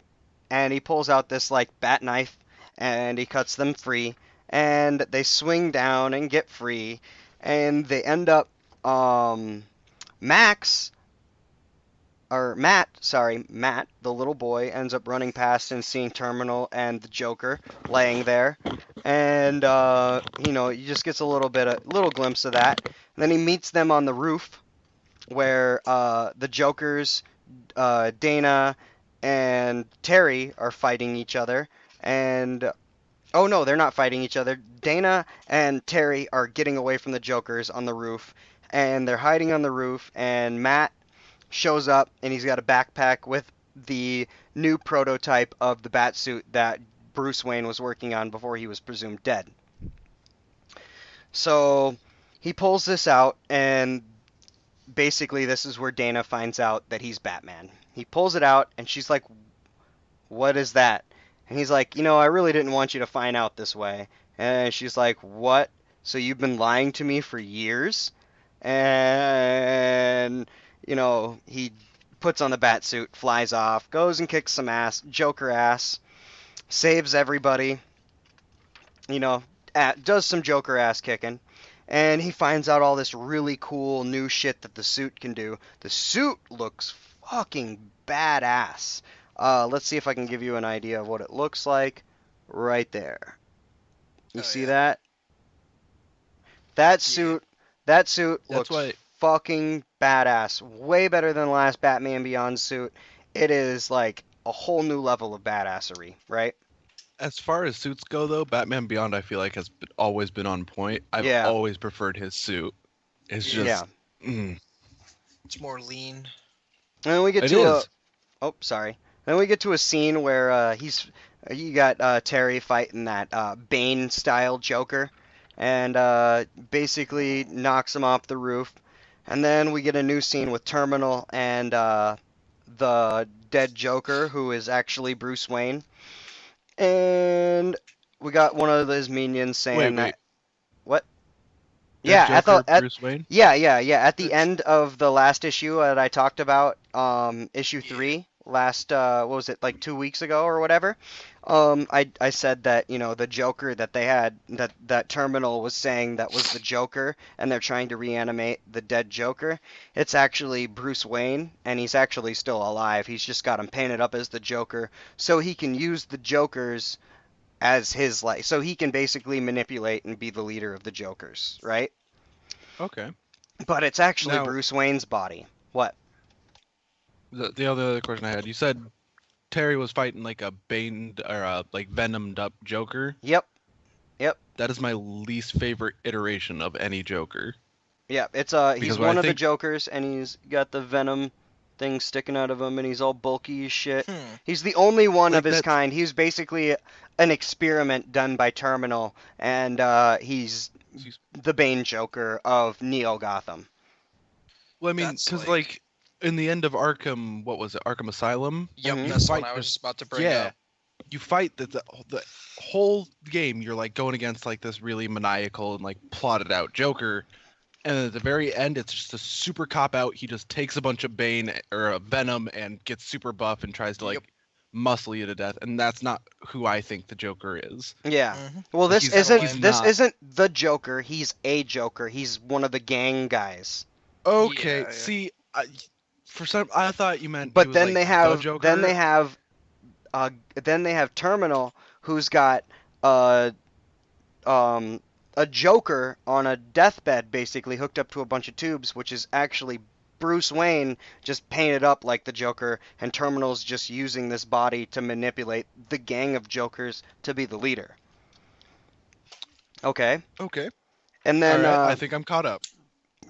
So he gets led on, saying that everything's getting taken over. So they dip out. They put this Joker, Bruce Wayne, into the ship, and they keep him on life support, and they keep leaving. And basically Matt was like, "Hey, the Joker and Terminal were downstairs. We need to go stop them. I saw this on my way up here." So they go down to figure it out, and they get into the room, and all the tubes are taken out, and there's just this empty hospital bed and this screen. Terry's like, "Oh, we're late. We need to go get him." And then he goes up to the screen, and he's like, "Why is Bruce Wayne's fingerprint up here?" And then he goes through the whole thing, and he's like, wait a minute, it can't be. And then it shows old Bruce Wayne and the Joker's face, that the Terminal has, and it's the exact same thing. And the last thing that is said in this book is Bruce Wayne is alive, and you see this scene right there. Yep, and now I gotta wait for another month to find out what the hell happens in that book. No, Terry found out in the end of the animated series that Bruce Wayne was pretty much his dad, right? Sort of, yes. Yeah. Like from Amanda Waller's doing and all that shit. Yep. So how's Damian and how are they gonna react to that when they're like, I don't know where brother. I don't know where Damian is and what happened to him at this point in time in Batman Beyond. He's never shown up. So, none of that's actually been touched on. I hope they touch on that. I think that'd be pretty cool to get like Damian, like get a Robin, Nightwing, Batman Beyond team up. Yeah, absolutely. That would be really cool. Pretty cool. Like older Damian, Batman Beyond, and like Dick Grayson shows up and he's like older but younger than Bruce Wayne. Yeah, I could see that. That would be pretty neat. And you get like a Bruce Wayne Oracle. Yeah. Well, that's what we get. That's what you get. That's what you get throughout the first few series of Batman Beyond. Anyways, Bruce Wayne is Oracle. That's what he was talking about. Like, he's like, having Bruce Wayne in my ear. I'm missing it. I miss it. Even though he was critical, he always said I was doing something wrong. I still miss Bruce Wayne in my ear. So he did say that, and Bruce Wayne basically in Batman Beyond is the Oracle for Terry. I wonder. We'll see. All right, so I get into my next book, which is Blue Beetle number 5, and it takes us right to Jaime Reyes' mom, helping out this cowboy-looking dude who hurt his wrist, and we got Blur in the background, the girl that was hitting on hitting on him, and she was like the Blur, right? Yeah. So they're talking, and basically Blur pisses off Jaime's mom, which is the doctor that helps out the gang of metahumans in this area. And she's like, go wait out in the lobby, please, and just watch over whatever. So she goes out into the lobby, and she's sitting there reading, and some guy, big, huge, tall guy, walks through the door, and walks through into the doctor's office, and let's see, what does she say? It was kind of funny. He walks through the main door into the lobby, and then he busts into the doctor's office, and she goes, hey, I said the doc's busy. Oh, yeah, definitely a Trump presidency. You'll be sorry, dude.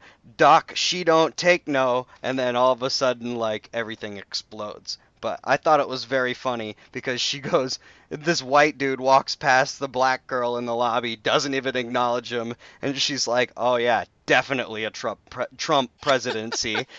right in this new issue of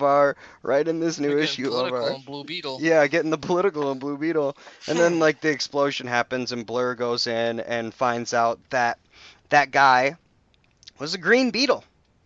And I was gonna say he was a black beetle. Yeah, he's a green beetle. Okay, that's cool. And he goes in and he's trying to get Jaime, right? He's trying to get the blue beetle, lure the blue beetle out, and he knows that this is Jaime's mom. So she goes in, he grabs her, and he's basically threatening her until Jaime, shows up, and then Blur gets in and grabs Jaime's mom, teleports out, and saves her, and then the green beetle shows up. And shows back up, tries to take Jaime's mom back, and the cowboy guy from the beginning jumps in with his nice new reattached wrist that is not working, and apparently he can shoot stuff as he just does this, and he just shoots stuff, right? And it's just random things that he shoots, I guess. And he shoots at the Blue Beetle. Blue Beetle literally turns around, backhands him, and his head explodes. So he's literally there for maybe 3 panels, and then all of a sudden, Green Beetle backhands the cowboy dude and his head explodes. And takes off with Jaime's mom again. And then you get to Jaime walking with his friends, and all of a sudden this explosion happens in front of him, and he sees this big, huge green beetle holding Jaime's mom by the neck, basically, and he's like, "That's my fucking mom!" And Blue Beetle takes over, and he goes fucking nuts, right? And Blue Beetle, Green Beetle battle it out for a little bit, but obviously this Green Beetle is older and more experienced than Blue Beetle, and kind of beats his ass, and Blur saves the mom, but then the rest of the, the metahuman gang, the posse, and they show up and help out Blue Beetle and start taking out this Green Beetle, right? And we get Ted Kord in on it, and Ted Kord and these other agents get picked up, and they start going over to help out.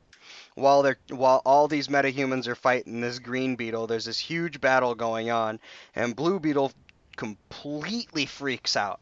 And this huge cannon comes off of his back, and he blasts this Green Beetle, and it shoots him off into another dimension, I believe.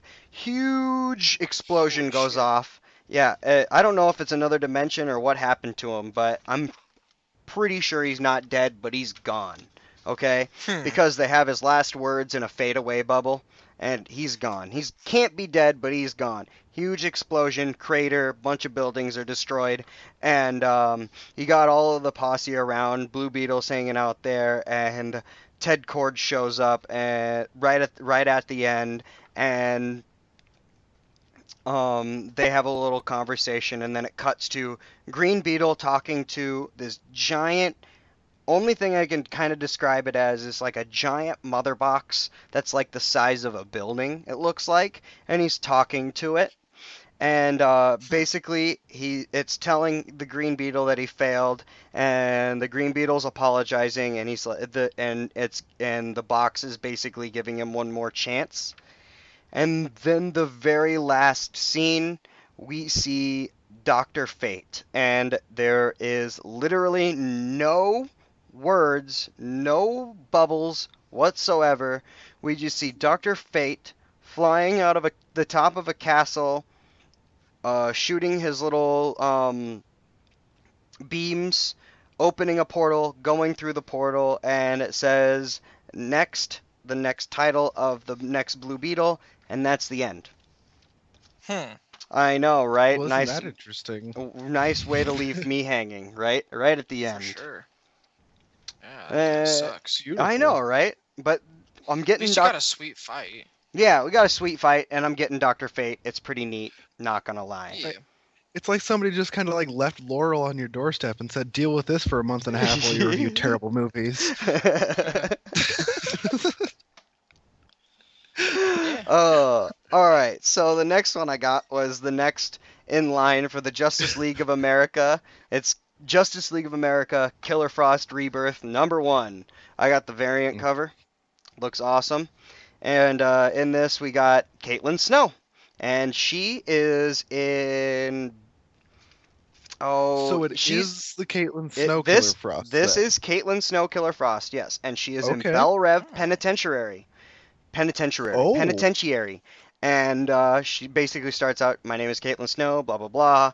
I used to be on Task Force X, and then I helped out the Justice League and became a hero. And they consider me a hero now, and they're basically getting ready for her to get let out because she's pardoned by the Justice League because she saved their life." And she goes through this talk with Amanda Waller, how Amanda Waller is basically like, "I know you, I know you. You're not Caitlin. You're a killer. You're Killer Frost," and blah blah blah. She basically got Amanda Waller trying to push her buttons, and she's supposed to leave right now, but then some paperwork got mixed up, of course, and she has to stay a few days.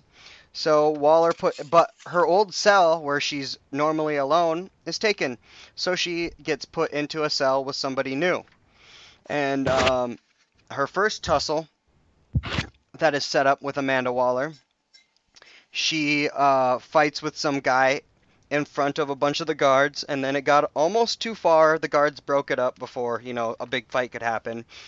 And she gets brought to her new cell. She gets put into a cell with this girl named Joanne, or Heatstroke. And she basically looks like Firestorm, but the female version. And we all know that Caitlin Snow feeds off of the heat of other humans or other beings to fuel her ice rage or whatever, right? And so this was literally set up so she was complete, because she's completely drained right now, right? And she's tempted to steal people's, she's tempted to suck the life out of people to, become the Killer Frost. She's tempted with it. She's a heat vampire, right? And she's, and she's stuck in this room with Heatstroke. And Heatstroke's trying to be nothing but nice to this girl, but, Caitlin's like, I can't talk to you, otherwise I'm going to be way too tempted. Just leave me the fuck alone. And then, so it's all set up by Amanda, obviously. And then, apparently we find out something's happening where a bunch of people bust into their cell, and it's like the Sun. They're just called the Sun. And it's like, must be this fire gang, and they're in there because Heatstroke is gonna give up a bunch of the bad guys and stuff like that in order for like time off her sentence. So they start beating her up, and then she's like, "Oh, I get it now. Amanda wants me to basically sit here and do nothing while this girl dies." And she can't hold it in much longer, and she basically saves Heatstroke from these people that busted into her cell, which was seen as self-defense, and it didn't add any time to her sentence. Amanda Waller is basically like, all right, I tested you. This is days later. She's like, I tested you. You passed, but you will fail eventually. And I'm watching you. Don't think I'm never not watching you. I'm always going to be watching you. And basically, Amanda Waller threatens Caitlin a little bit more. And then it goes into a surgery part where she gets the bomb removed out of her neck. And then you get to a scene where Batman basically comes and picks her up. And she's outside like, I'm free. I'm, in the wind. She's nice, she's seeming very nice. She's out, I'm free, I'm in the wind, blah, blah, blah. Batman's like, are you gonna be good? And she's like, yes, I'm gonna be good. And then Batman reaches out his hand and is like, all right, then come with me. And then she's basically, it ends right there where it'll say, let's see, next one is going to be JLA Killer Frost. Follow the venture of Killer Frost next month in JLA Rebirth #1. So I'm going to have to get the Justice League of America #1 next to follow on with the Killer Frost and the Atom and the Ray and all these things that I'm going to have to get into. Alright, getting down to my second to last book, guys. Dead Man. Oh, yeah? Picked up Dead Man. So what is you I know you explained, right, and you're about to explain the comic, but like, what made you want to pick this up? I have to ask. All right, so this week, 4 days ago, Justice League Dark was released. I watched it. Okay. And seeing Dead Man in that, we got to see Etrigan, which was the demon. I know him. Yeah, we get Dead Man, which is well, god damn it, fucking blah blah. His name is, I can't remember right off the top. I can't remember right off the top of my head. Brain fart. Anyways, we got Dead Man, we got Etrigan, we got Constantine, we got Zatanna, and we got Swamp Thing. Right? All Justice League Dark. They all work together in this movie, and seeing Dead Man in this movie, he was an awesome goofball ghost that is just, he's just funny as shit, and I wanted to get more in. I needed to know more. Went to the comic book store Wednesday, new comic book day, and fucking there on the rack of news, there's Dead Man book #1. Book. This is not just your comic book. This has got a thick cover, like thick cover. It's actually thick through. This is book 1, and it's got chapters in here apparently, and there's 2 chapters in here. So basically, there's this house, and you got these 2 people, and they're going to this drop. One girl is dropping another girl off at the house, and they just got done collecting antiques, talking. Get to the house, and Deadman's following them. And for some reason, because one of the girls can actually see Deadman. Don't know why yet. And then they get to the house, and Deadman flies through the window and finds out he can't leave. He tries to leave, and he gets stuck in the house, and he can't get out. So that's how this whole thing starts. These 2 girls get into the house. One's dropping the other one off, and they get in there. We find out one of the other girls is the lighter skinned girl is married and has a man there and a baby, and this house is haunted. We find out, and she is thinking to herself that, I'm seeing all these ghosts. What the hell? Who's this person in red that's following me? She's thinking all this stuff. She sees the old owner of the house's ghost. Deadman hears the old owner of the house, so it's all a mystery so far. This is just a giant mystery book, right? And then basically the darker skinned girl gets they're like, here, we'll get you a room. You can stay in this room because this is a giant mansion, we live here. And then the husband keeps getting headaches from this dark mist, right? Keeps like putting headaches in his head, and he has to go to bed. And then you get the lighter skinned girl hearing a ghost's voice. Everything you built will come crashing down. No one will believe what you see. You'll be alone forever. This house will destroy you. Get out now. You never should have come here. You're not wanted. And she's just hearing all this stuff, right? It's not Deadman saying it. It's this black mist that Deadman is actually fighting and keeping off of her because, well, Deadman's just a nice guy. He wants to keep, things off of her. And, or keep the things off her. And then, the lady escorts her husband to bed, tells the other girl who, like, I don't want to stereotype, but the dark-skinned girl definitely comes off as a lesbian. And I'm not trying to stereotype or anything, but definitely comes off as personality, everything, right? Throughout this whole thing. Husband and wife give a kiss goodbye, and then husband goes to bed, and all of a sudden we get a scene where the wife's booking it down the corridor, and she's talking about how she's being followed by these ghosts and stuff like that. And then we got a scene where Deadman and this ghost are fighting off each other. And then we get back to where the lighter skinned girl, the wife, and the darker skinned girl are talking in their room, and there's missing time. And then, there's a little flirty going on, you notice. And I'm like, what? So the wife is, bisexual and starting to flirt with this other girl, or he's flirting with her friend, finding out. It's an, unraveling story and such. And then we get this mist trying to fight Deadman, or not fight Deadman, this mist trying to, coming in.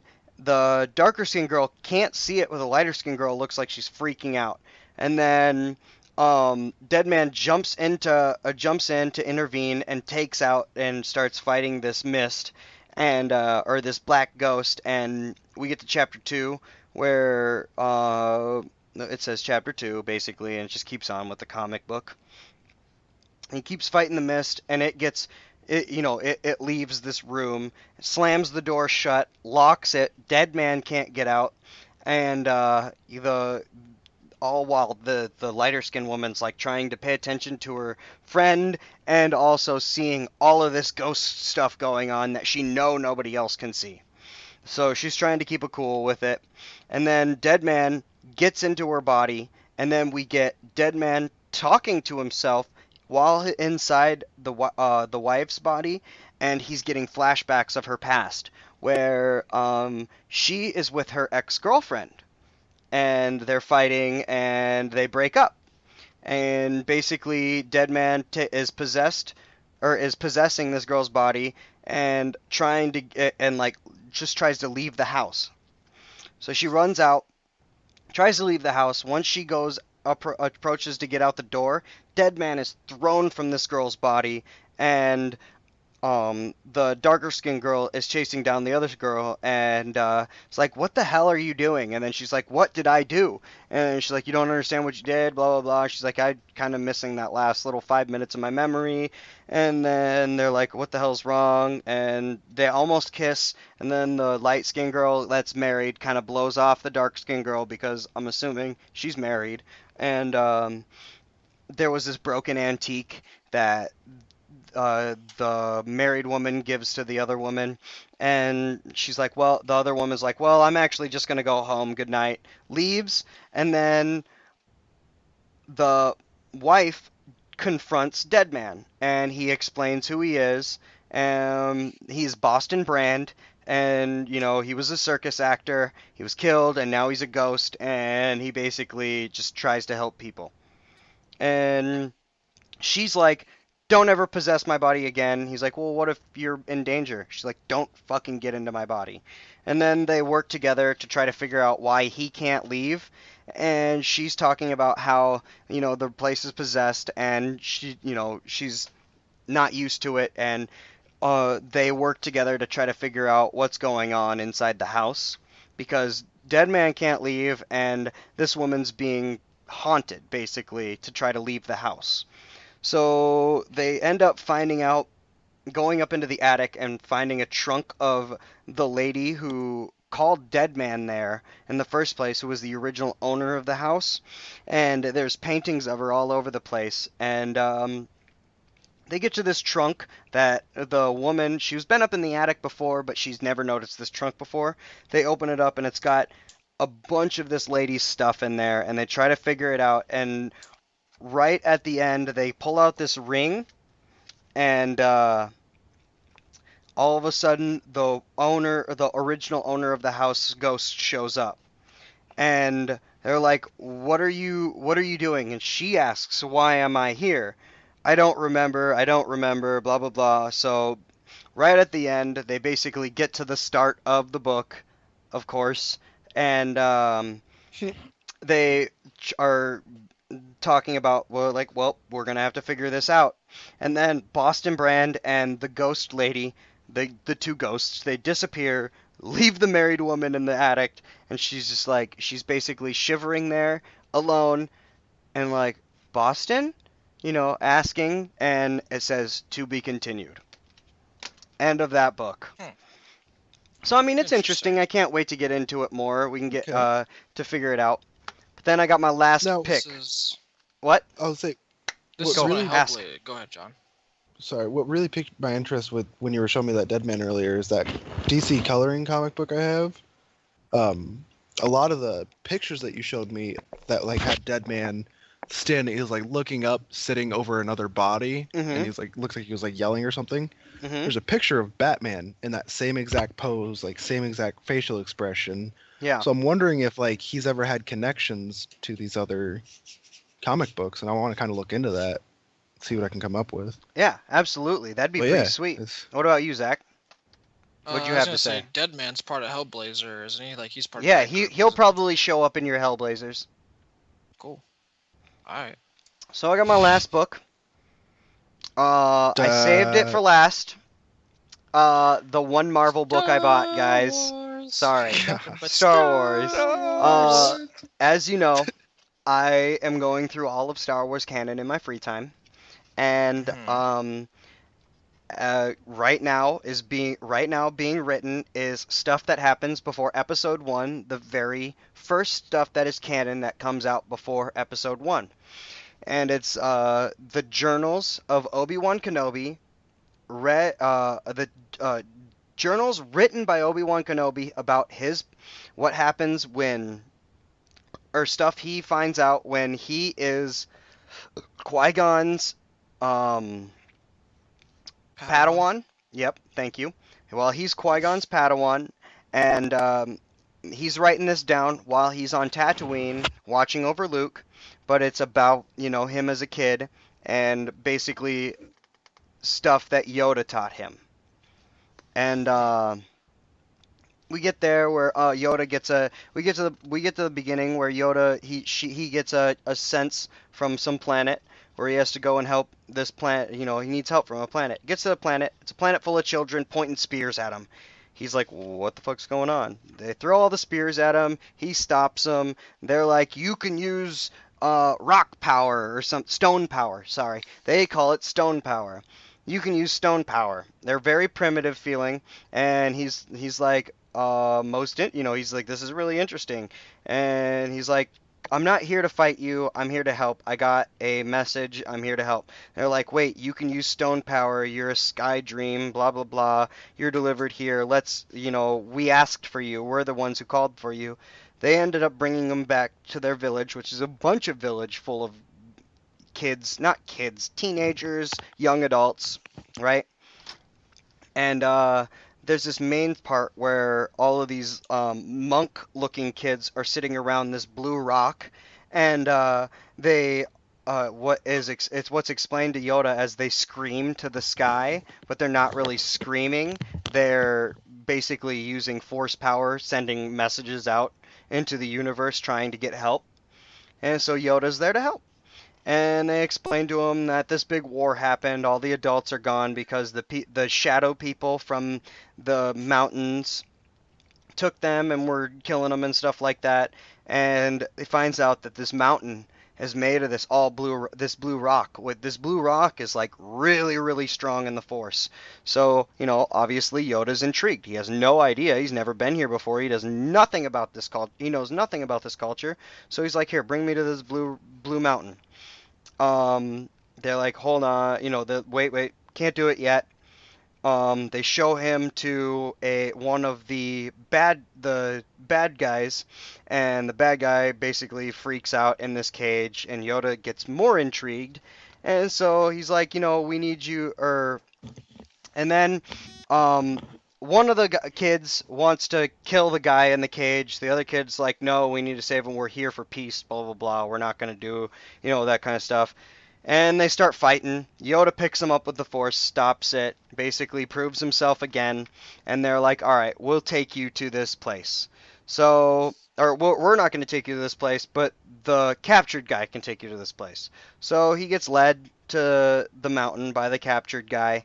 And, he shows up there, and all of the dark people come out. And they're not really dark, but they're also kids. But they look very corrupted, dark-sidey, very Joker-esque, actually. Face paint, like the Joker's gang. Not Joker, but Okay. Their faces are painted kind of like skulls, like Terminal. And they show up, and they start throwing these Force things at Yoda and the other guy. Knock them both out. And chain up Yoda with these like Force chains that are made from the rock, and it basically is sapping his energy, and he doesn't understand why. And they capture him and lead him up this set of stairs, which is the end. And the next issue I'll get on the first to figure out what the hell's going on. Bunch of kids done fucked up Yoda. Yeah, it's a bunch of young adults that are manipulated by this dark Force mountain, and they fucked up Yoda, man. It's crazy as shit. I just want to make sure I get this straight. They're like at that age where they want to drive a car, but they don't want to pay for gas. Yeah, but it's more of a primitive place where they're wearing loincloths and having spears. But I'm just like that age range. Yeah, like, but like that 14, age range, 15. yeah, absolutely. It's like between 14, I'd say between 14 and 21. Between 14 and 20. Okay. That's what the age group is of these people. Well, yeah, that's it. That's all my polls for this week. Took quite a bit. We got about 2 hours into almost 2 hours of comic book talk. Awesome. Whatever. Yeah, if you guys don't want to listen to a 3-4 hour long podcast, we might not be for you, but we talk about DC Comics and the DC universe and the universe of comics in general for about 3 hours straight, 4 hours straight. And up next, we're actually going to start getting into the superhero shows of the CW. Our Arrowverse shit. I'm loving it. And back, baby. It's back, baby. And we have our own rating system. We're going to start rating. We're going to rate these episodes for you guys. So if you're new to this podcast, I'm going to have John explain our rating system to you. All right, so our rating system works on a 3-point system. We have our protons, neutrons, and electrons. Protons being the positive content that we review, neutrons being the neutral or in-between content that we review, and electrons being the negative content that we review. So far this week, I don't think I have any electrons, though. I'm just throwing that out there. Like, I'm just super happy this week. Yeah, I agree with you. Actually, I didn't give any episode this week an electron. I liked them all, quite a bit. Welcome back, baby. Yeah, welcome back. That mid-season finale was bullshit. Or not mid-season finale, but that whole like season in between where it was like, fucking a month and a half where we didn't have anything at all. Oh, so annoying. I hated it. Right. It's a bummer. But hey, it's back now. We're good to go. I mean, I'm ready to jump right in. What are we starting with? They changed up our schedules though. So now instead of getting DC Legends on Thursdays, we receive that on Tuesdays after the Flash. So yeah, like right after. Pretty cool. Yep. So if you're a new listener, all of our shows, we used to review them in order that they came out in the week. So we're gonna be changing that up a little bit, but we're gonna still do it. Supergirl. Well, we're gonna still do it in the order that they came out in the week. It's just they came out different, Yeah. so we're gonna talk about them in order as they came out. Yeah. But yeah, so were we jumping in with Supergirl then? Did you Monday? you explain the rating system? Yeah. Oh, sorry, I totally blanked out. My headset's dying. I'm trying to plug it in. All right, so yeah, we're getting into Supergirl right away. This is episode 9. It's called Supergirl Lives, and I want to say first off, this was directed by Kevin Smith. Yep. This is the Kevin Smith Sure episode was. we've been waiting for. And right away at the beginning, we got Guardian and Wen, doing their thing with, and Supergirl's Kicking also some ass. kicking some ass too.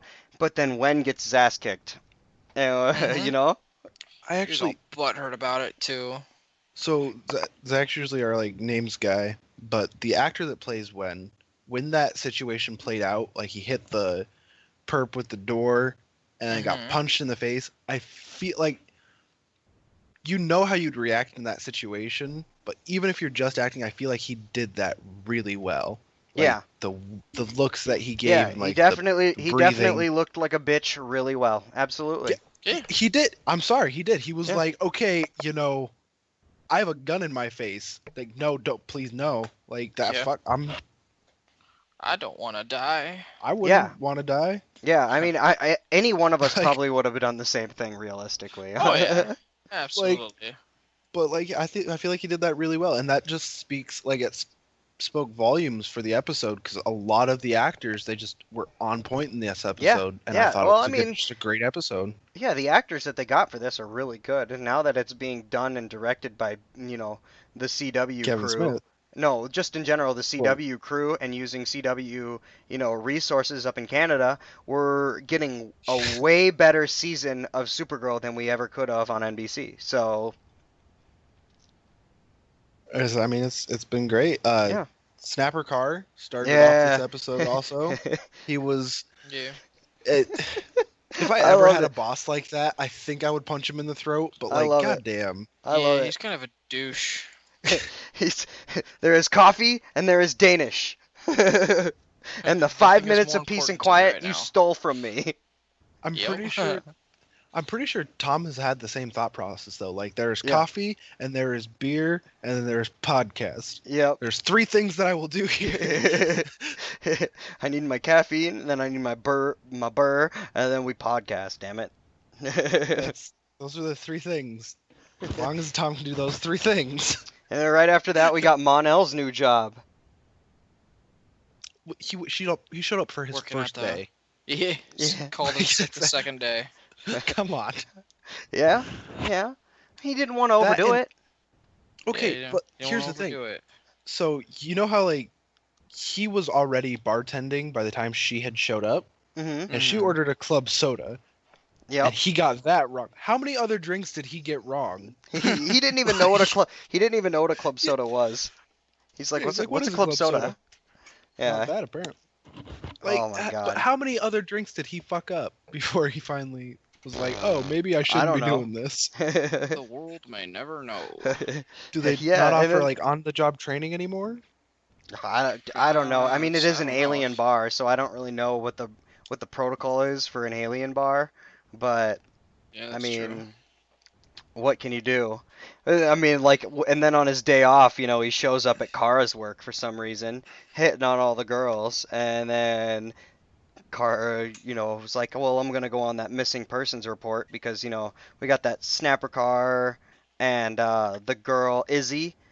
Mhm. Or yeah, Izzy's missing, and the mom is in Yep. there like pleading to Kara Begging and them, Snapper, and trying to get the story out. So Yeah, then her boss was a big old dick about it too. He's like, "That's not news. We're not covering this. yeah, Like, you're well, dumb for Honestly, thinking a I about would've been teenage too. missing, a teenage missing person is not news. So like teenagers go run away all the time. You know what I'm it." saying? Yeah, Other but than like he's they probably could have drank been a way little too less of a much. douche about it. I don't think he could have been. He didn't have his coffee or his Danish. Yeah, He was he didn't still have pissed coffee off. nor Like, Danish. Whatever. He was a pretty big douche. He was a pretty big dick. But I mean, like right after that, Mon-El and Supergirl, they go to the clinic or whatever, and they run into that problem that they have at the Yeah. clinic. Well, they act like a couple. You notice No, Mon-El was Yeah, that being was all awesome. goofy I and weird liked about that. it Mon-El, too. Yeah, he was being really weird about it. he's like, before any of he's, that happened, wait, hold on, the religion. I want to point out the religion thing. That was the fun. I laughed my ass off where they I were knew like, you were well, gonna we fire can't, at we that. we can't we can't do it because it goes up against our religion. He's like, yeah, we're really into our gods. She turns to him. She's like, God, God, God. We're very monotheistic people. Um, but no, before any of that even happened with Maggie and Alex Oh, I forgot their about apartment. that. Yeah, I totally glanced Yeah. over. I totally glossed over that where they. I didn't. I was super happy for Alex all episode. I was like, "Yeah, Dude. you get it, girl. This is actually like I'm actually smiling while Lick watching that this." puss. Well, You not even. lick. Well, I mean, yeah. Don't get me wrong. Alex Danvers is a pretty attractive character, and Maggie's not looking too bad herself. But Eat that just the puss. fact that like, from what you get to see from Alex's character, like how she had to raise Kara and like protect Kara, and she couldn't ever really do anything for herself because it always ended badly. hmm Getting to see her happy with Maggie, it actually made me smile. Like I watched this episode and smiled, and then she flipped a bitch on her. And I was Oh like, yeah, "Alex, I was dumb very bitch." very upset with Alex being a bitch to Maggie like that when after Kara and Mon-El went missing. Yeah, but Yeah. Maggie was like so understanding about it. Like right away, Not she's like, "Oh, I really. get it." Yeah, she was because she's like, "Oh, there's something going on with your sister. I totally get it. It's cool." Yeah, but No, Like, she because she even called it. She's like, "I could tell there was something wrong with your sister. That's why you were acting like that. It's okay. I get yeah, it." but she That was Maggie letting Alex know that she already knew that her sister was Yeah, Supergirl because that Alex felt like she not had being to hide it. okay, not being okay with her blowing her off like that because she straight up was like, I can't do this. I can't. I was happy and now I'm not happy. I just can't do it. And she like freaked out. And She did kind of freak yeah, out. she but- overreacted way too much, and that wasn't cool, dude. Like you don't do that shit. But I mean, I guess she's new to the whole. She hasn't really had a relationship, so She's new to the pussy licking thing. yeah. God damn it, Zach. Zach, you're an asshole. What? You are. You're an asshole. How did you like Joe? I did like Joe. Joe in the Joe saved carbon forms. Yeah, I thought Joe was pretty cute. Yeah, I wonder I what they're like gonna Joe. do with him. Yeah, me too. Didn't he- I really want to know. Let's see. I actually wrote that Did he end down up here. joining the DEO? No, No, he he just just ended went up to- going to Earth. Yeah, he said, "I save carbon life forms. You take me with you." He's a carbon life form saved he Joe. Joe saves carbon life forms. Carbon life forms saved Joe. Earth Yeah, always and he smell like this? I swore he joined up with the DEO. But no, that's cool. I mean, yeah, he was a pretty cool character. Yeah, I thought liked it him. was- He showed up right at the last second, killed that guy, and was like, "I saved you. Let's go. Take me What was the name away." of that slave planet? It was Maldoria or something like that. Maldoria. Maldoria, the That's it. slaver's moon. The most Yep. dangerous planet in the universe. Now, Zach, I have some trivia for you. Oh God, no. Yep, it's quiz time. You're in the hot Oh. seat. You're in the hot Shit. seat, Zachary. After they have been captured, Supergirl and Mon-El, Okay. and they were released, and they got Roulette and the Doctor into the cage or into the prison cell, and they were running away.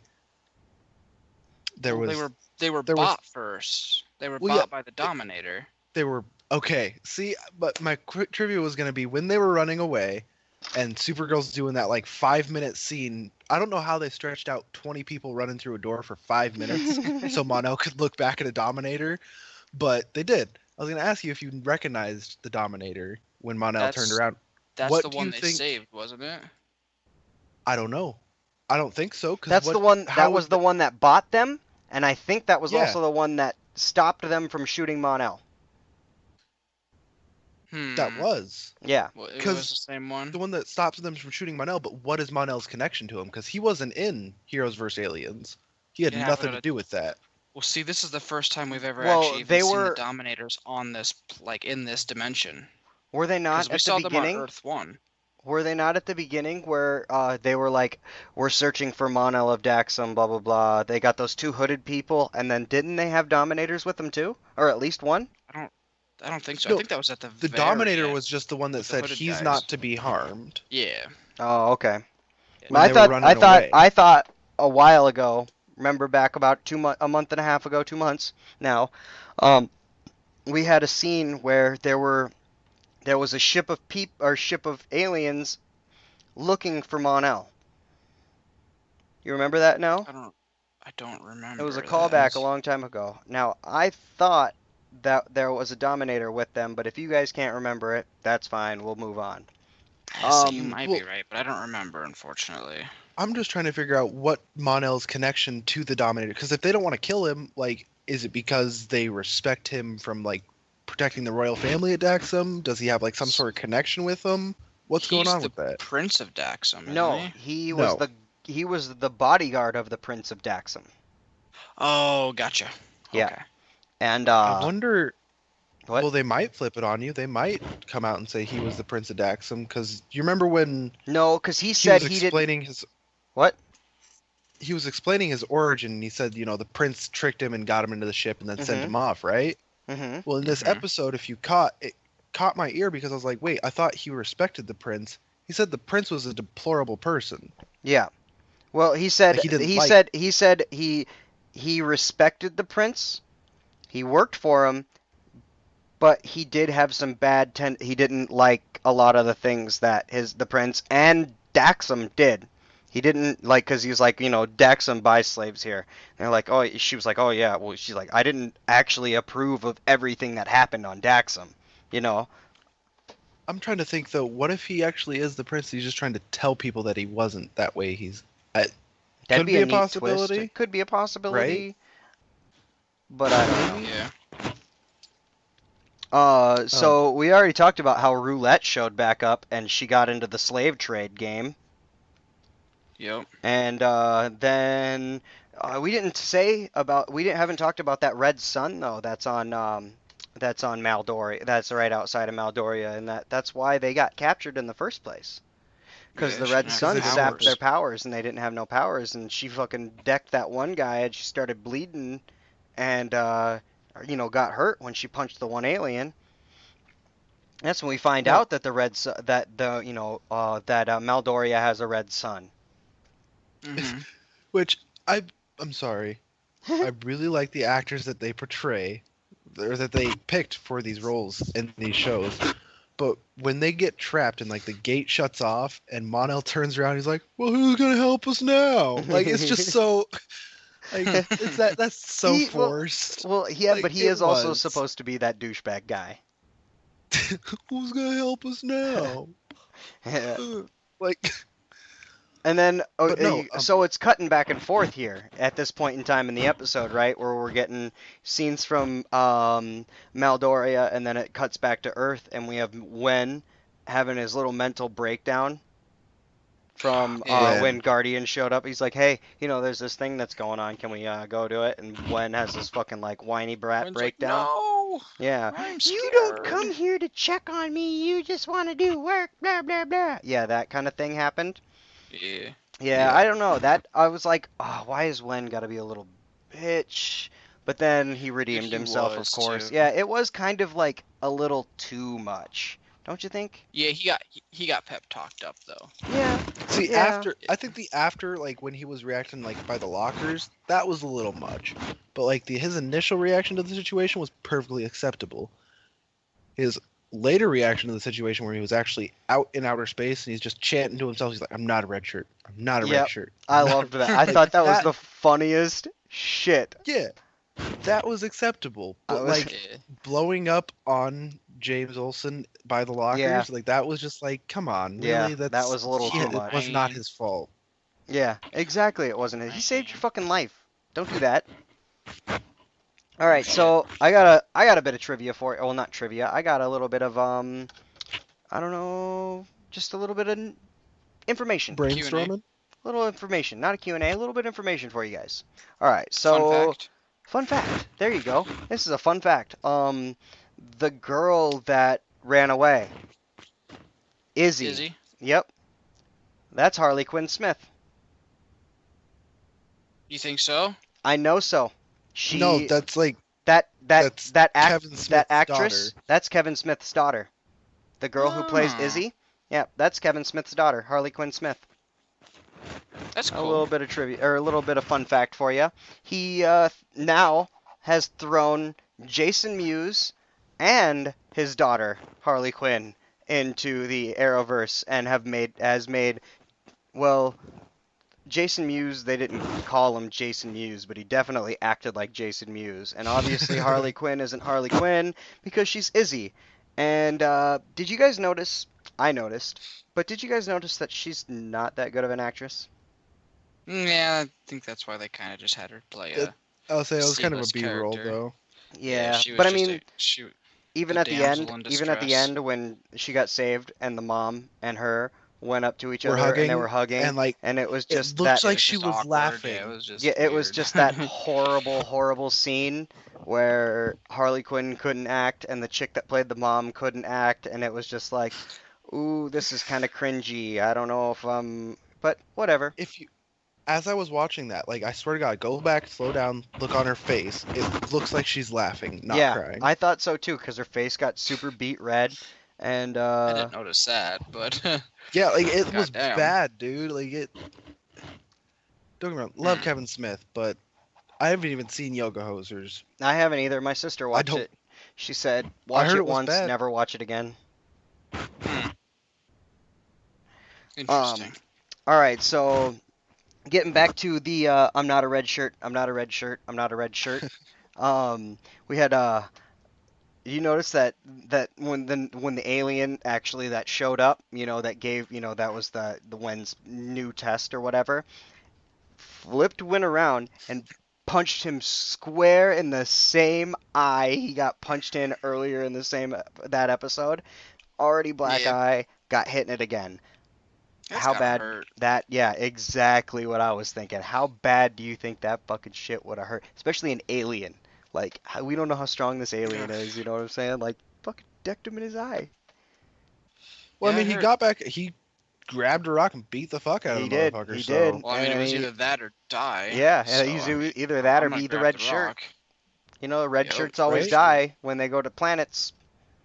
That's right. I have He a didn't want to be a red shirt. continuity problem with this episode. What is that? Is it a So, Star Trek if thing? you- No, it's Oh. when Win is fixing the gate. Uh-huh. He's working on it, right? And then that guy comes up and punches him. Well, when he's working on it, he can't get it to work. Guy comes up, punches him. Wen gets in a tussle with that guy, and he like stands up. He's like, "Yeah, I'm not the red shirt." And then Mon-El comes running around the corner yelling, "Start the car!" Right? Mm-hmm. He just kind of turns and hits it, and it starts. Well, maybe. How do you go from working on it to not fixing it to getting punched in the face and just starting it? That punch in the face made him Just realize. jogged the Yep. machine. No, that What? punch in the face. That punch in the face. He was just like he thought of it during that tussle, and then he went immediately, hit the right things, opened up, adrenaline. But he didn't literally. He just smacked it like 3 times, and it Well, just turned on. Sometimes you just need a little bit of Sometimes hammering you to just get it to gotta- work. you Yeah, just gotta sometimes give you it a just gotta little- hit it. There's that. You hard remember love. those old TVs and they were fuzzy and you smacked it on the side and it worked. Same They have concept. little dials for like the changing The boob tube. Yep, same concept, man. Same concept. Okay. Just need a little punch in the face sometimes. Exactly. Jog my memory. Len just needs a punch in the face and then jogs his memory. Absolutely. Yeah. And then we got the sun grenade that happened, and then she was able to get her powers back. The yellow sun grenade. What do you That think thing's about- OP. Eh? You think Yeah. that'll counteract kryptonite? No, I don't think it'll So counteract it, but I think it'll I don't help. think so. It'll help probably, but I like it a lot more for like red sun planets. So like they can actually go Yeah. do some shit on red sun planets, which would be nice because we skipped over that Green Martian man, or Martian Manhunter. I don't know why I call him Green Martian Man. He couldn't join them on that planet because the air was toxic to Yep. him. Yep. So that's why That they was sent kinda weird. Wen through. That was way at the beginning, man. Oh, yeah, I guess Yeah. we did gloss over that real quick. Well, I mean, like, it's just kind of weird because I mean, like, he's a spaceman, and just all of a sudden there's this one moon he can't be on. Mm-hmm. Well, that's the Alright. thing, though. He knows what's poisonous to Yeah. him. He's been out in the universe, you know. He's not just confined to Earth, and he wasn't confined to a spaceship his whole life, you know, in cryo, like falling to Earth or trying, not on the right path to Earth or whatever, Car's story. So he's actually, well traveled, I'd assume. Yep. Let me see here. Hmm. I Long believe pause. decides to. Sorry, I'm trying to read through this Well, recap for the fucking trailer. why are you reading something? Stop reading. Well, Yeah, Sorry. right after that, we got Mm, Kara, or not right after that, but soon after that, we got that Kara and Snapper Car scene where she shows up and she drops this, the story on the table for him, and Mm-hmm. he's like that a girl Danvers. We get that scene. Right. You did it. What are your the- reactions? well, good. He finally fucking finished his coffee in Danish. Now he's not a douche. You think he was just playing? You think he was just playing the douche just to get that, get that action, get that, solid work from Kara, pushing her in the direction. That's why he's playing it. I would like to say yes, but then I have a feeling that a lot of DC shows or comics take the role of like the superhero's mentor and turn them into the villain. And I feel like if Snapper's just being a douche to try and mold Supergirl or Kara to do what he wants her to do, Mhm. that eventually they'll make him a villain of some sorts. And I don't want that to happen because I just want him to stay her boss. Well, we Had do too many know. mentor cop outs. We do know that Snapper Car has betrayed the Justice League. So, like, couple of times. So, I mean, it's bound to happen in this universe. You know what I mean? I think they've already stated that he had betrayed Superman at one point here in this universe. Oh, damn! Already. Yeah, because we also got James Olsen from Metropolis in this universe too, who also previously knew Superman as well. So it's not hard to think that Snapper Carr came and was working in Metropolis before he came and worked at Catco. Right. And then right after that, we got that Wen and James scene where Wen and James, Wen's like, I protected the galaxy, you protect the Earth, blah blah blah, right? And I protect the stars. yeah, that was a pretty neat scene. What did you think about that one? I liked it. As long as Win isn't acting like a little bitch anymore, I think that scene will be a good like stepping stone into what his potential could be. If he's still acting like a little bitch, though, that scene's completely worthless. Yeah, I don't think he will anymore, though. I mean, can't act like you know what I mean. He killed an alien. He's not the red shirt. I think he's had his change of heart. We can only hope. Right? I don't know. We've seen this. Zach, what are your thoughts? A lot. On what now? Sorry, I was kind of zoning out. Wow. You shouldn't be doing that. What were you doing? What was more important Sorry. than Okay. what was more important than the podcast that you're on right now that you're working on and the conversation of the Arrowverse that's going on? Please enlighten me. What was more sleepy. important? It's 6:15 in the morning. I'm kind of drunk and sleepy. You should Sorry. be paying attention. I'm So- sorry, Tom. The Alex and Maggie scene that we get right after that, which where Alex goes back to Maggie and basically begs for her forgiveness. I think I already touched on that a little bit. She We pretty did. much explains her reasoning for being pissy, and Maggie gets it. Not really. Maggie's Well, like, she's- you she's get cool one with it. more chance. You get No, one Maggie, more that chance. was her one. Yeah, that was She her still, one. She still More kind of chance, like- forgives her, Barely. She forgives her. but The I mean, important- she forgives her. The Barely. important thing cool. to take away from this whole conversation, though, was the fact that Maggie already knew that Kara was Supergirl. Yeah. That's, Yeah. that's what makes me trust her, is because she already knew that Kara was Supergirl, and she wanted to wait until Alex felt comfortable enough to tell her, I feel.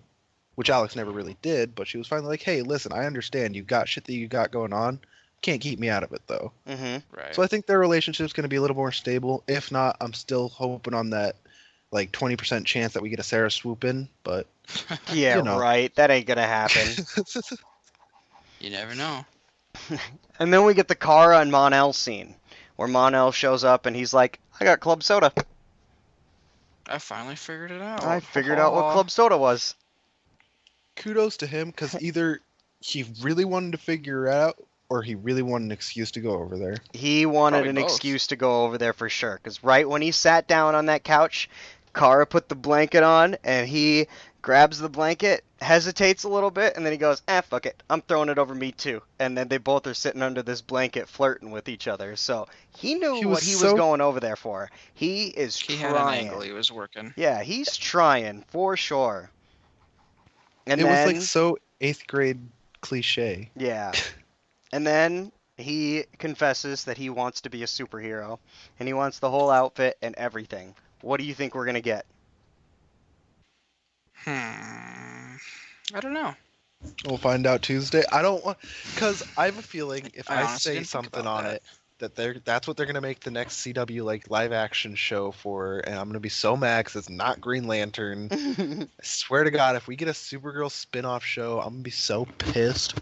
But this is like a really good series now that CW's got a hold of it. Why would you be angry? Now, Yeah. because they better, could do for sure. so many other things. Not Mon-El of Daxam. I mean, hell, they could give us a Legion of Doom show, and I'd be fucking ecstatic. Yeah. Yeah. I got more on that later once we cover all of our episodes. You might be happy, you might be disappointed. I don't know. We'll see. We shall see. So I got a really big problem with something that happened during this episode. Not really big What's that? problem. It's what the fuck is the twixt and the tween? Twixt and the that's tween. The betwixt and between? Yeah, the twixt never and the heard that tween. before? No, what the fuck is that? I've never heard that fucking phrase Yeah. before. I heard them I say that think- and I was like, what the fuck is that? I want to say it's Shakespeare, but it was really bad, nerdy flirting. Ah. Okay. Well, either way, that was one thing I needed to get caught up for. But then right at the end, we got those two people that are basically Two hooded get through people? the two hooded people go through the portal. They are like, "Where is Mon-El of Daxam?" The doctor guy's like, "He's on Earth," and then they kill him. Who are Yeah, those? blow him right the fuck up. Who the hell's hunting Mon-El? I don't know. Again, I don't know. I'm What are your assuming theories? people who are working with the Dominators, because I mean, well, see, I wouldn't even say that because like, the Dominators had him, and they're like, "Don't hurt him." And then these people are just like, "Who is this?" And they're like, "I don't know," and just immediately shot him. So I don't. These people seem a little bit more hostile than the Dominator was, but couldn't really say. I'm trying to think if it's because I don't know if anybody else escaped from Daxam, but it could be other Daxamites trying to hunt him down and be like, "Why did you save the prince?" Your mic. Trying to hold him accountable for that. That's a pretty good theory. Move it. It got bent. Sorry. Yep, no problem. But yeah, it could be just something as simple as other Daxamites hunting him down. It might be somebody from Slaver's Moon that he owes a favor to or something. It could be like a million things. Yeah. I guess like this is one of those things we just have to wait for. I feel like I couldn't even I could make a million guesses at it. Yeah, I don't know either. I was guessing bounty hunters, but then I thought that they were working with the Dominators in the first episode that we saw these people searching through for Mon-El. I thought they were already working with the Dominators, and this happened before the Heroes vs. Aliens crossover that we saw those two people. And then now we get after the crossover and after our month-and-a-half break, most people have forgotten about these guys, and I'm still wondering what the fuck they're doing. Are they bounty hunters? Are they friends? Are they old Daxamites? What's going on? You know what I mean? You also have to keep in mind that Heroes vs. Aliens happened on a different universe than Supergirl's universe. She's on Earth that's 38. true. That's so she's true. on Earth 38. Yeah, so these are different Dominators than the Dominators that were on Earth 1. That is very true. Yep. Shit.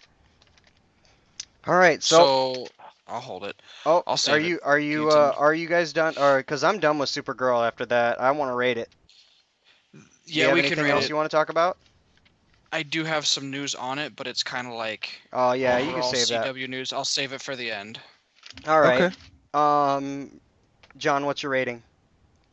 My rating, I gave this week's Supergirl a neutron. I mean, Okay. I wasn't too happy with it. I'm glad they're back, don't get me wrong, but I mean, could have done some better things. Like I was saying, like with the win and his whole bitching out by the lockers and Alex being a bitch to Maggie for no reason. Like it just, I want to go to Paris City. Yeah, if I want to go to Paris City. that was about the highlight of this episode for me. But other than that, it was a pretty neutral neutron. It was a pretty neutral neutron. All right. What do you think, Zach? That's about where I'm sitting as a neutron. I mean, it wasn't a horrible episode, but there wasn't a whole lot to get me enticed. It just seemed kind of out of pattern. Because the last thing we had from Supergirl was the crossover event, wasn't it? Because we didn't have that last episode before the season finale. Like the Medusa episode was the season finale, right? Yeah. So like to pick up right off after that, it just kind of felt weird. So I mean, it wasn't horrible though. I didn't hate it. So neutron. I actually really enjoyed it. The only thing that I did not like about it was Harley Quinn's acting. Harley Smith. On Harley Quinn again. I think that Harley Smith is I didn't think she was that too good of an actress, and probably my only problem with it was the fact that she couldn't compete with the girl who plays Supergirl or the guy who plays Mon-El or any of these people, any of the regular people that are constantly acting on this show. They know their parts. When this girl, she kind of just got thrown in because Daddy directed it. That was really my only problem with it. Other than that, it had a solid story for it. We got some crazy mystery. We got to see Roulette again. There was a lot of good stuff. Awesome Star Trek tie-ins, and I laughed a lot. It was all in all I thought it was a Proton good episode, like solid everything other than Harley Smith's acting. So other than that, I give it a Proton all the way. You saw more in that episode than I did. Well, because you don't pay attention. Whatever, Tom. All right, we got The Flash next. Episode 10, Borrowing Problems from the Future. And what were you guys' first? What were you guys' first thoughts of this episode? So my very first thought watching this was, man, Tom must love this episode already. Yep. That was the first thing that popped in my mind. Like, all right, how many times have we seen Iris die already?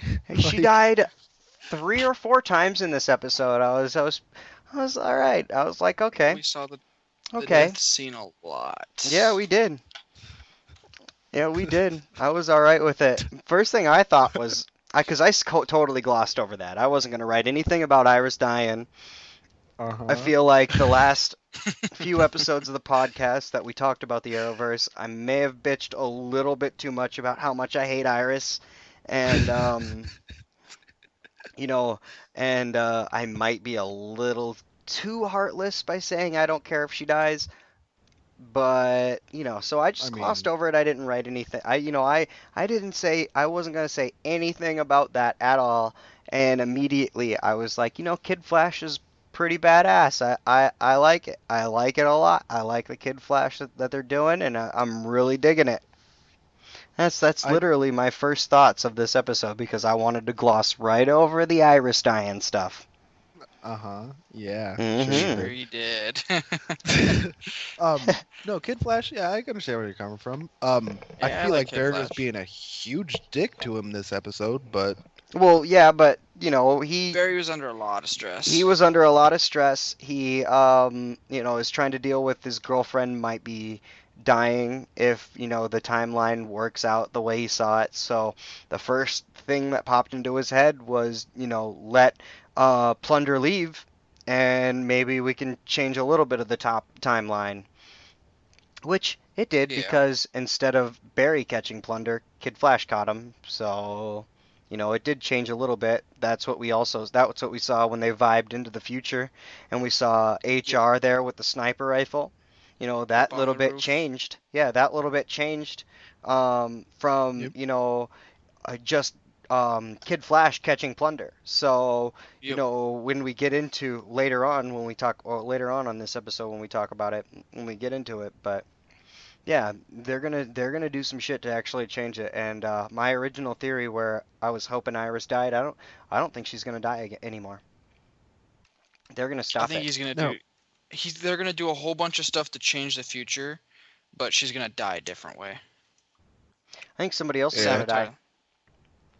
I could see it. I think Iris isn't gonna die. I think somebody else is gonna die. Maybe Barry sacrifices himself at the end of this season, and then the beginning of the next beginning of season 4 is Wally as the regular Flash, trying to hold up the mantle of the Flash.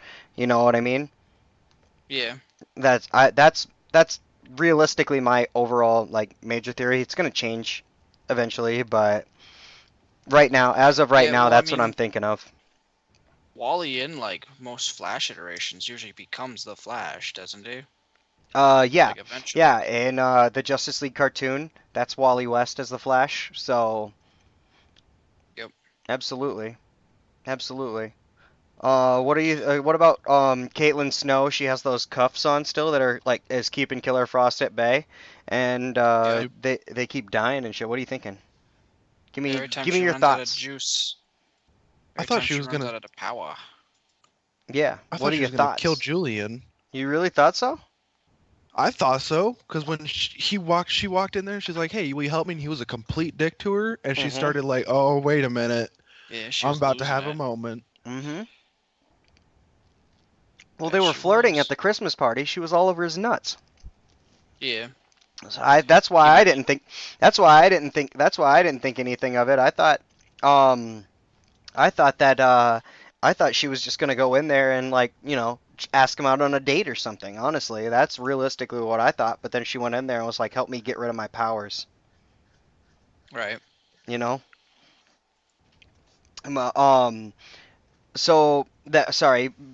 Kid Flash and Flash, their first thing that they do is they stop a fire, right? And then they help that cop out, that dumbass fat cop that got stuck in the fire under all of the rubble. Now, I really like that cop as an actor. He also played a cop in the show's Heroes. Oh, yeah. Really good actor. But he's a really good actor. But the way he just kind of trashed Kid Flash. Yep. I was like, none of that is called for. I don't care what kind of episode it is. Like, I don't think that would ever actually happen. Yeah. Kid Flash and Flash come save you, you're going to be grateful for the rest of your life. Yeah, absolutely. Right, he's like, send him somewhere else. We don't need him. Yeah, we don't need him. The yellow guy just stood there. Meh, meh, meh. Yo. Sorry. The Star Labs Museum. Was a big flop. You think so? And he You was think it? butthurt about it. Well, at first it's a At big first flop. it was. Yeah. What do you think in the future? Now, going forward into the future, knowing that Cisco helped out after being a douchebag to Wells the whole time. And we'll talk more about the Wells and Cisco scenes later on here in a few minutes. But later, now that they actually get the successful opening of the Star Labs Museum, do you think it's actually gonna get closed down, or what are your thoughts on the whole Star Labs Museum thing? I think they'll gonna rework get it. closed down. Yes, I don't think it's gonna get closed down either. Yeah, I think it's actually going to be a really, because that's what they want as a source of, or well, what HR is like. Hey, we need a source of income. But I think what? I think the reason HR is pushing for that is because he needs that so something can happen in Eobard Thawne's life to where he can want to challenge the Flash. Because have you ever read that theory? Mm-mm. Go on. Continue. Eobard Thawne, when he comes from the future, it's because of events that happened, like when the Flash had gone missing, and he was at the Flash Museum trying to figure out, like what happened to create him, and he became obsessed with the Flash and trying to recreate those events. But without the Flash Museum, that never would have happened. So I think one of the reasons that HR might be pushing this is so he can. So you think HR is working with Thawne? I think so, because I also think that's not a bad idea, because Thawne kind of did just pop up again in this season out of nowhere with no explanation, when supposedly he was written out of history because his ancestor killed him. Yeah, like he killed himself. So I mean, another reason I think that, how when Thawne captured Martin Stein, and assumed his identity, I'm thinking that Thawne stole the identity from this Wells, not from the Earth 1 Wells that got trapped back in time, because that was Thawne at that point.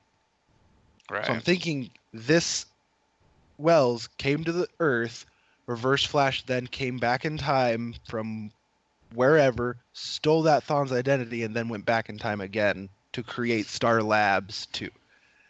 I've got a lot of theories going on up here. They make sense, but the Thawne that's in DC Legends isn't Wells yet. He's not a Wells at all. He's not a Wells yet, I guess, but all right. I'm just it could happen. All right. Yeah, it could happen. All right. Watch me have called this perfectly, and you guys are gonna look back at this fucking 7 episodes from now when the seasons are over, and be like, this motherfucker. All right, okay, I could dig it, I guess. I have a serious question though. Who's paying for all this? They made a funny joke about that. Yeah, Barry asked, and he just glossed over. He was like, he just didn't say anything. He's like, that's a good question. And then, who's paying for all this? I want to know. Who do you all think? the remodeling and shit? All of it. Yeah, the whole museum. Who's paying for it? Because he said, that's a good question. HR said, that's a good question. And he's in charge of the whole damn thing. So where are they getting all this money for this? Yeah. To put this whole thing together. Loans or Wells might have brought money or something. I have no clue. Wells has those ruby things. Yeah, those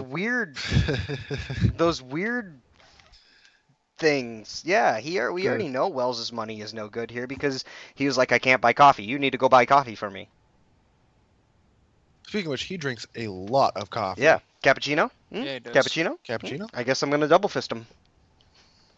Fucking weirdo. Yeah, seriously. Riding around on a Segway and shit. Oh, I loved it. Oh my god, dude, how do you... I cannot come to believe that this Wells is a bad guy. I just cannot do it. At it's all. Just he's a wanted man. They've even they hinted at it. But yeah, they hinted at it, absolutely. But I mean, What is he really, really wanted for?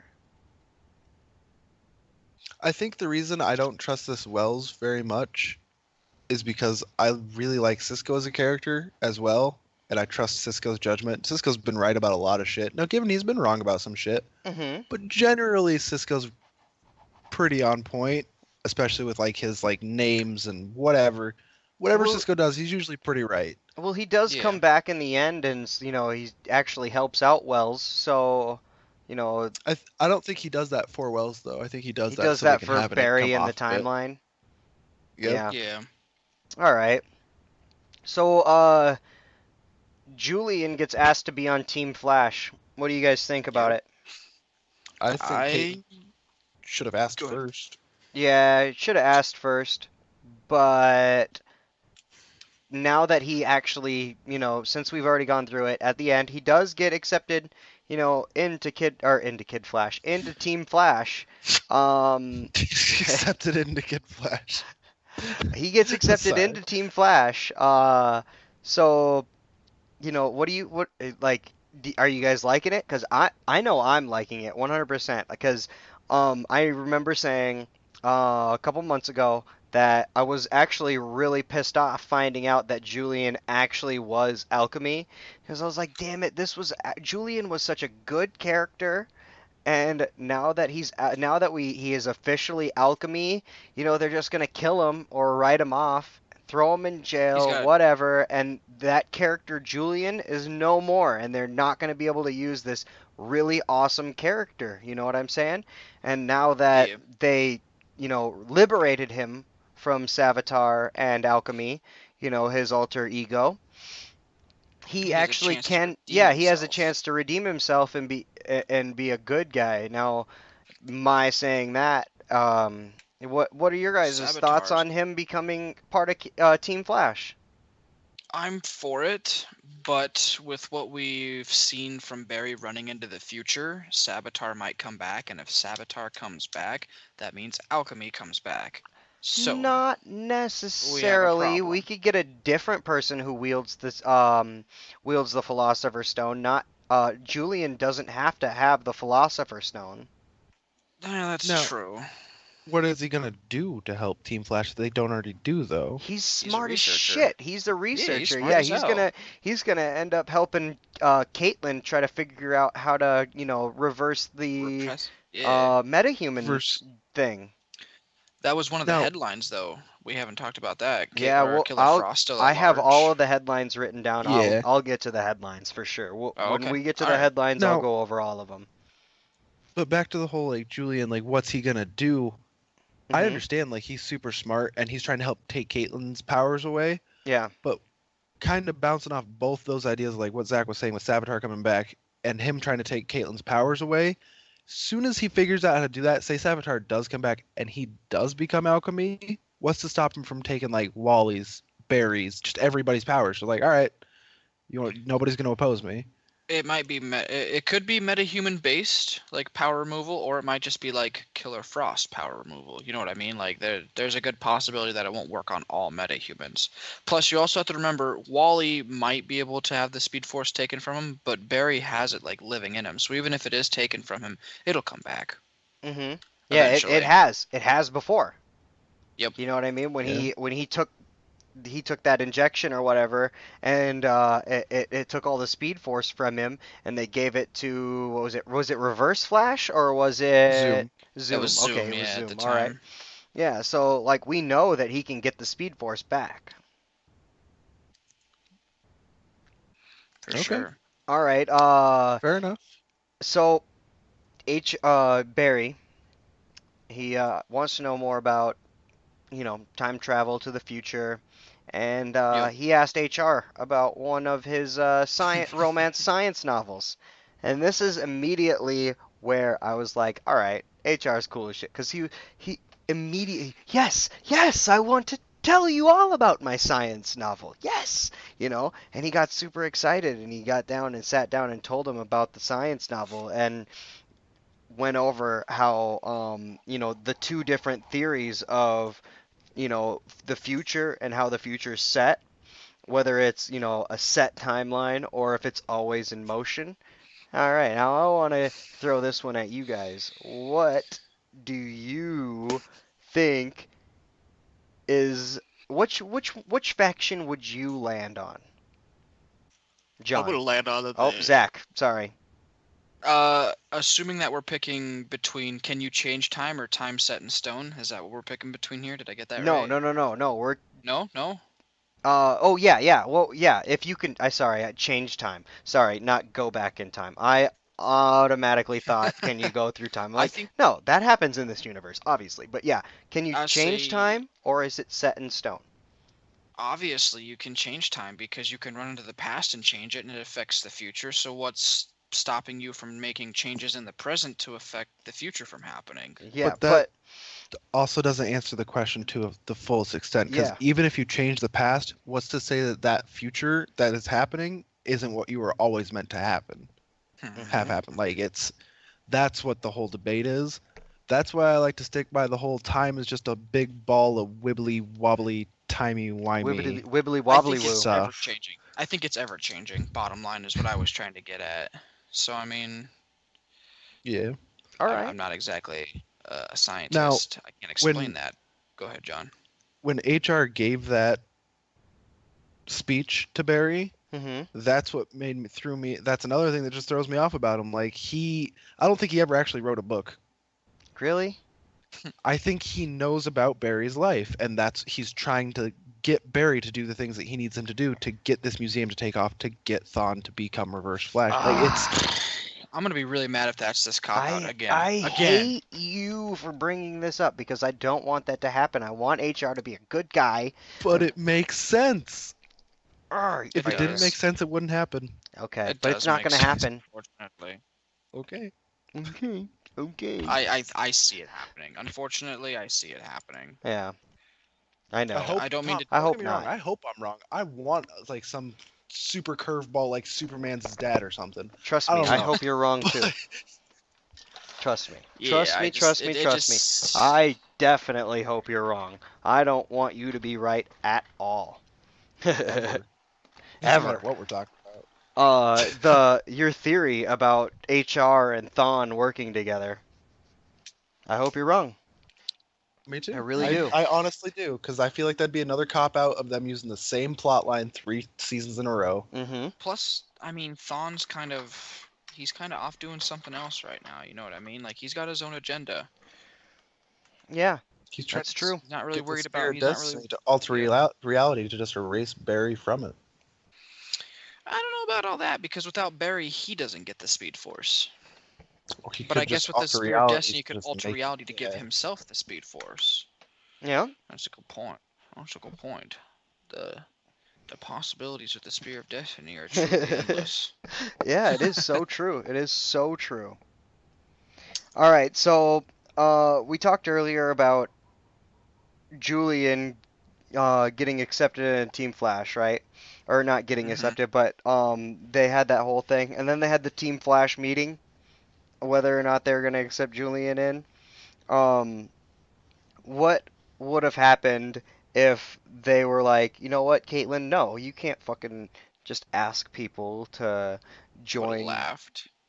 Oh man, that would have been funny She as would have hell. got mad and Yeah, would've just she ripped off probably the would have. cuffs and froze Yep. them all to death. Yep, that's She exactly. probably would have turned into Killer Frost and we would have been got been Killer at Frost. large. Yep.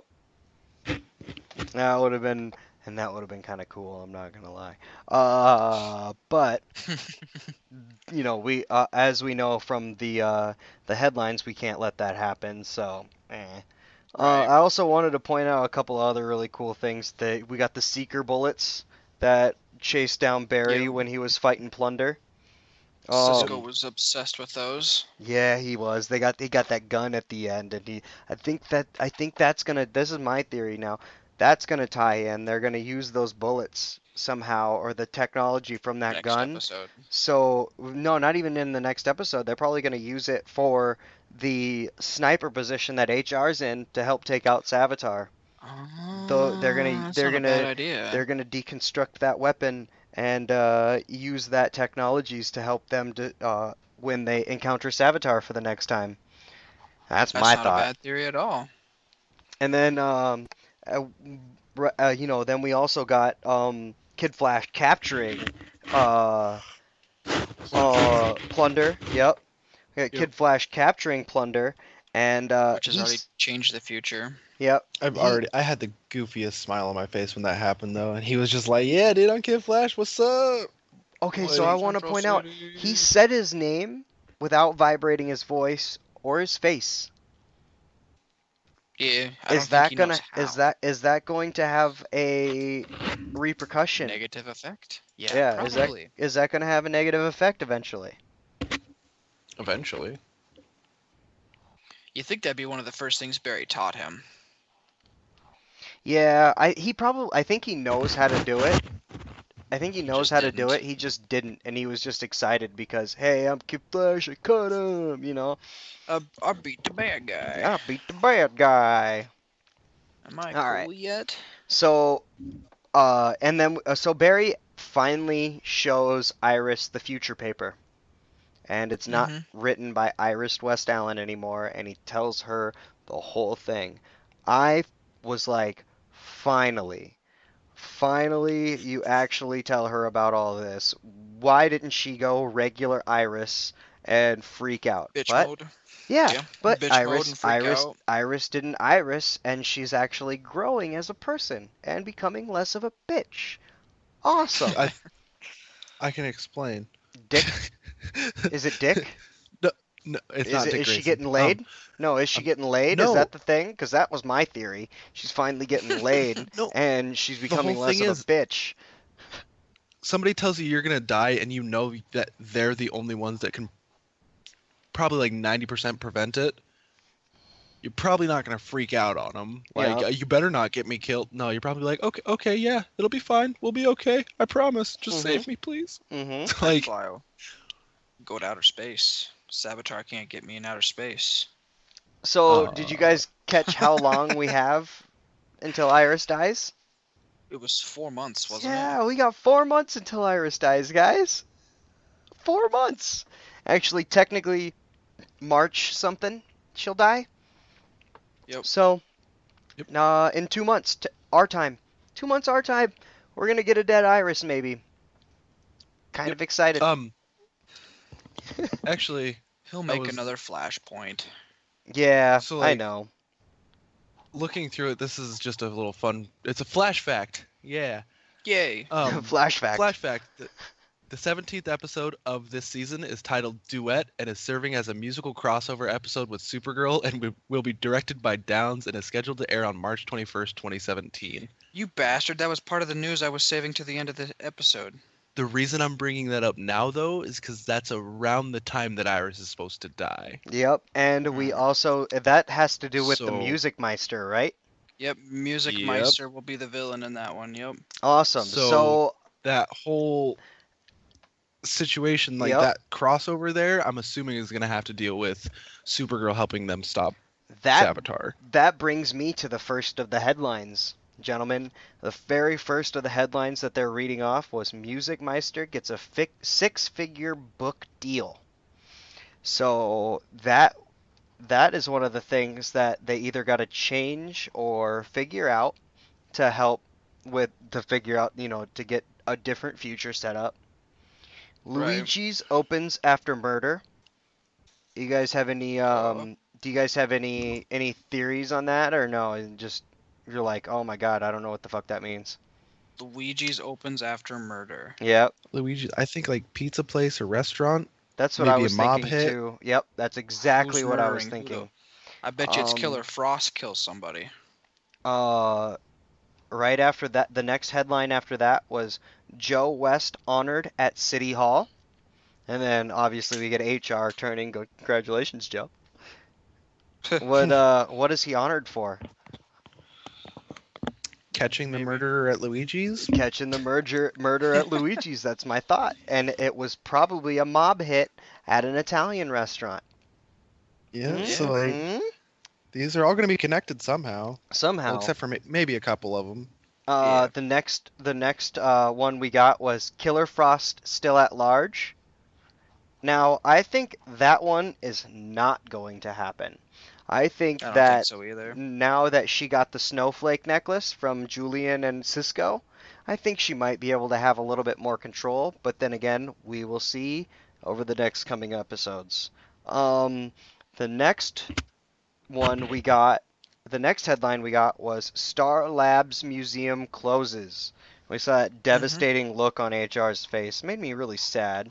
And it's probably also the same reason why Cisco helped out to get the Star Labs running, the Star Labs Museum running right in the first place. Bad. He felt bad. And He then was like, oh, poor HR. And then finally, we get that final one that we've all I know been what it waiting is. for. Oh yeah. And Please.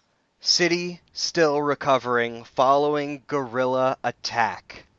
Now, is this one gorilla or is this multiple sentient gorillas coming from the gorilla? Because there's a gorilla city now, we know.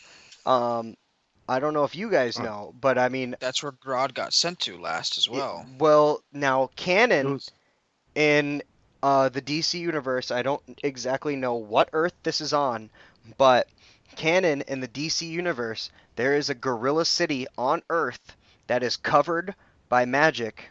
That a whole bunch of sentient gorillas that are smarter than any man live in this full city in the middle of nowhere that is covered by magic so nobody can see it. Do you think that is a thing that's happening, or do you think that we're gonna get Gorilla Grodd coming back? Obviously, this is probably more or less the thing that's gonna happen. Is Gorilla Grodd is coming back from where he was sent, and he now has multiple sentient gorillas that can help him out, that are really, really smart. What are your guys' thoughts? Zach, go! I think he's just going to come back from wherever he got sent with some troops that he's been training up at this place. Because, I mean, the last time we saw him is they knocked him into that portal and they sent him to presumably another planet. That was going to be my second question. I asked you, is he going to be alone or is he going to have people? But you answered it right away with troops. He's going to have a posse. Yeah, he's going to have a posse? All right, John, what are your thoughts? What do you call a group of gorillas? I don't know. Is it a pride? I don't know. No, that's a... Pride? That's a lion. That's a lion. That's yeah. lions. Pride's lions. So I don't know what a group of gorillas is. I don't know my biology.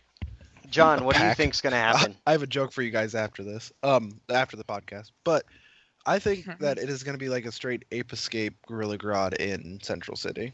Yeah. Like he's just going to come through with 10 of his biggest gorillas and start spanking everybody with spatulas. Yeah. Yeah. Particularly I was thinking we're gonna get like a psychic Planet of the Apes kind of thing going on. That'd be pretty rad. That's literally what I was thinking for sure. And then obviously we got HR sniping. I already went over how I feel like they're gonna use the weapon that they stole from Plunder, and that's gonna improve that scene where HR sniping Savitar.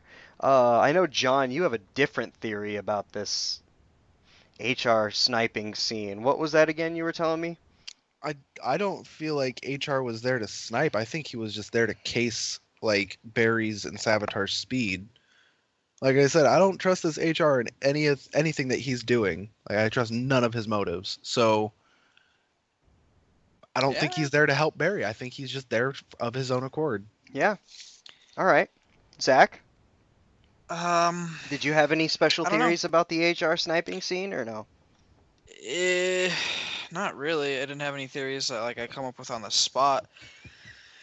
If I had to say anything though, I mean, can we really tell who he's pointing the gun at? Do you know what I mean? Like, maybe he's been possessed by Savitar at this point because it's been shown that Savitar can take over people's minds and manipulate them. So that's another. Maybe HR. Sorry, keep going. Go ahead.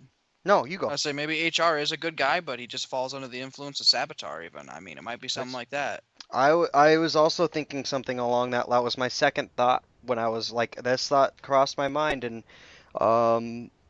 what if he is a bad guy? That big what if, for me. What if he is a bad guy and he's not there to snipe out He's not there to snipe out Savitar. He's there to snipe out Barry or Iris.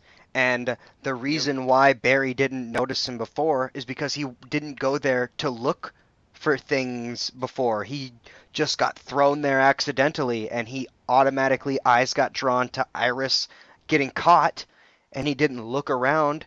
So who's to say that, HR wasn't there before? I don't want it to be it, Right. but that thought also crossed my mind. You know what I'm saying? Like, Yep. so we never know. We never know. And we got the nice little housewarming party, blah blah blah, all the happy feelings. If you guys got anything to say about the happy feelings party, go for it. Nope. Happy feelings. Yay. Happy feelings party. Caitlin got her snowflake at the happy feelings party. They take a shot. Barry and Wally and Joe, they're all like, Barry basically apologizes to everybody, and then we get some chick coming through a portal looking for HR, and then the episode ends. Now, without getting into next week's trailers, what are your theories on who this chick is? It's Cisco's sister from a different Earth. Cisco's sister from a different Earth, huh? Okay. I thought they were just getting progressive with it, and just like it's either a transgendered Cisco or like it's just Cisco that was a girl on another Earth or a girl that identifies as a guy. I don't want to assume no genders here, get that sort of lawsuit. But yeah, it's totally just another Cisco or an iteration of Cisco from a different Earth. Yeah. I thought she might be a bounty hunter from the same Earth that Wells was from, and she ends up tracking it. That was my first theory. Go ahead. That would make sense. She would have to definitely be from Wells's HR's. Earth. Yep. Yeah, because she's after him. Not necessarily. What if because she used the portal just like Vibe. Yeah. What if she's a bounty hunter like Kronos? Yeah, she's just a bounty hunter, just like Kronos, but she just goes across any other dimension. It's like, all right, this is the guy you want, I'll go get him. That could be a thing too. My other thought is maybe it's Wells's partner. Oh. Remember how he was talking about his partner that solved it? His partner was the smart one. All that. That was my other thought. It's his partner, and she's pissed that he's not done what he was supposed to do, whatever it was, and she's after him. Yeah, that could be. I wonder what. See, but that's the thing. I'm wondering why she's looking for him. Because we know she's looking for him, but we don't know why. Yep, exactly. And of course, all right. What? Oh, do you want to say anything else? I was gonna say you get into the trailer for next week. Nope, we're not getting into the trailer for next week yet. No. Don't talk about it. Nah, sorry. Not quite yet. I want you, John, to rate this episode. Actually. This is a Proton. Of course it is, because it's the Flash. Not even because it's the Flash. It was just fun to watch. I mean, I got to watch Iris die. Not saying I'm not a fan of Iris, but like I got to watch them work through that. Barry was finally honest with Iris about her future and like with everybody about going to see the future. He might have been a dick to Wally, but he at least apologized for it in the same episode. Like they opened whatever storyline they opened for this episode, they closed in this episode, and then they started with the plot for the next one already. So like it was a very fulfilling episode. It was a good solid episode. I agree. I gave it a Proton too. Probably a little bit lower Proton than what you gave it, but I gave it a Proton for sure. Zach? That's just because it's the Flash. I'm also going to go with Proton. We got good core story, no fillers, no bullshit. We saw some Killer Frost coming out. We're constricting her powers. We're trying to change the future and shit. We got some villains on the prowl. It was a good episode. Good story-driven episode. I liked it. Yeah, especially all of the sneak previews of the stuff to come too. That was pretty sweet. John? Yeah, I give it a Proton. You guys are like, it's because it's the Flash. You guys give it a Proton, and it just must be a Proton, right? I just wanted to give you shit for a reason. Jesus. Sure. All right. We got the next one we got is episode 9 of Legends, and that's Raiders of the Lost Art. Now, I want to say right away at the beginning, before we get into this is automatically my favorite episode of DC Legends Yep, I was immediately. just the whole time I was watching this episode, I was like, I bet you Tom is enjoying the hell out of this right now. I Not give because this it's a good episode, just because George Lucas was in it. I give this the highest proton I can give any episode ever. All right, this episode had everything for me. I could break this episode down by myself without you two, and I could talk about it forever. I loved now- this episode. Before we Now- dig too deep into it, are you giving it such a high praise because they made all the Star Wars references and George Lucas It was in there, Star or did you Wars, overall Indiana like it? Jones. It was Mhm. all accurate to things that came out when they were mentioning the time when George Lucas was a vet and he earned all these medals or these awards in veterinary. Those were the years that Star Wars Star Wars: A New Hope came out, 1977. It was Star Wars: Empire Strikes Back. It was Raiders. It was all these. They named dates of his movies that he put out, right? And they changed it to him winning awards in vet.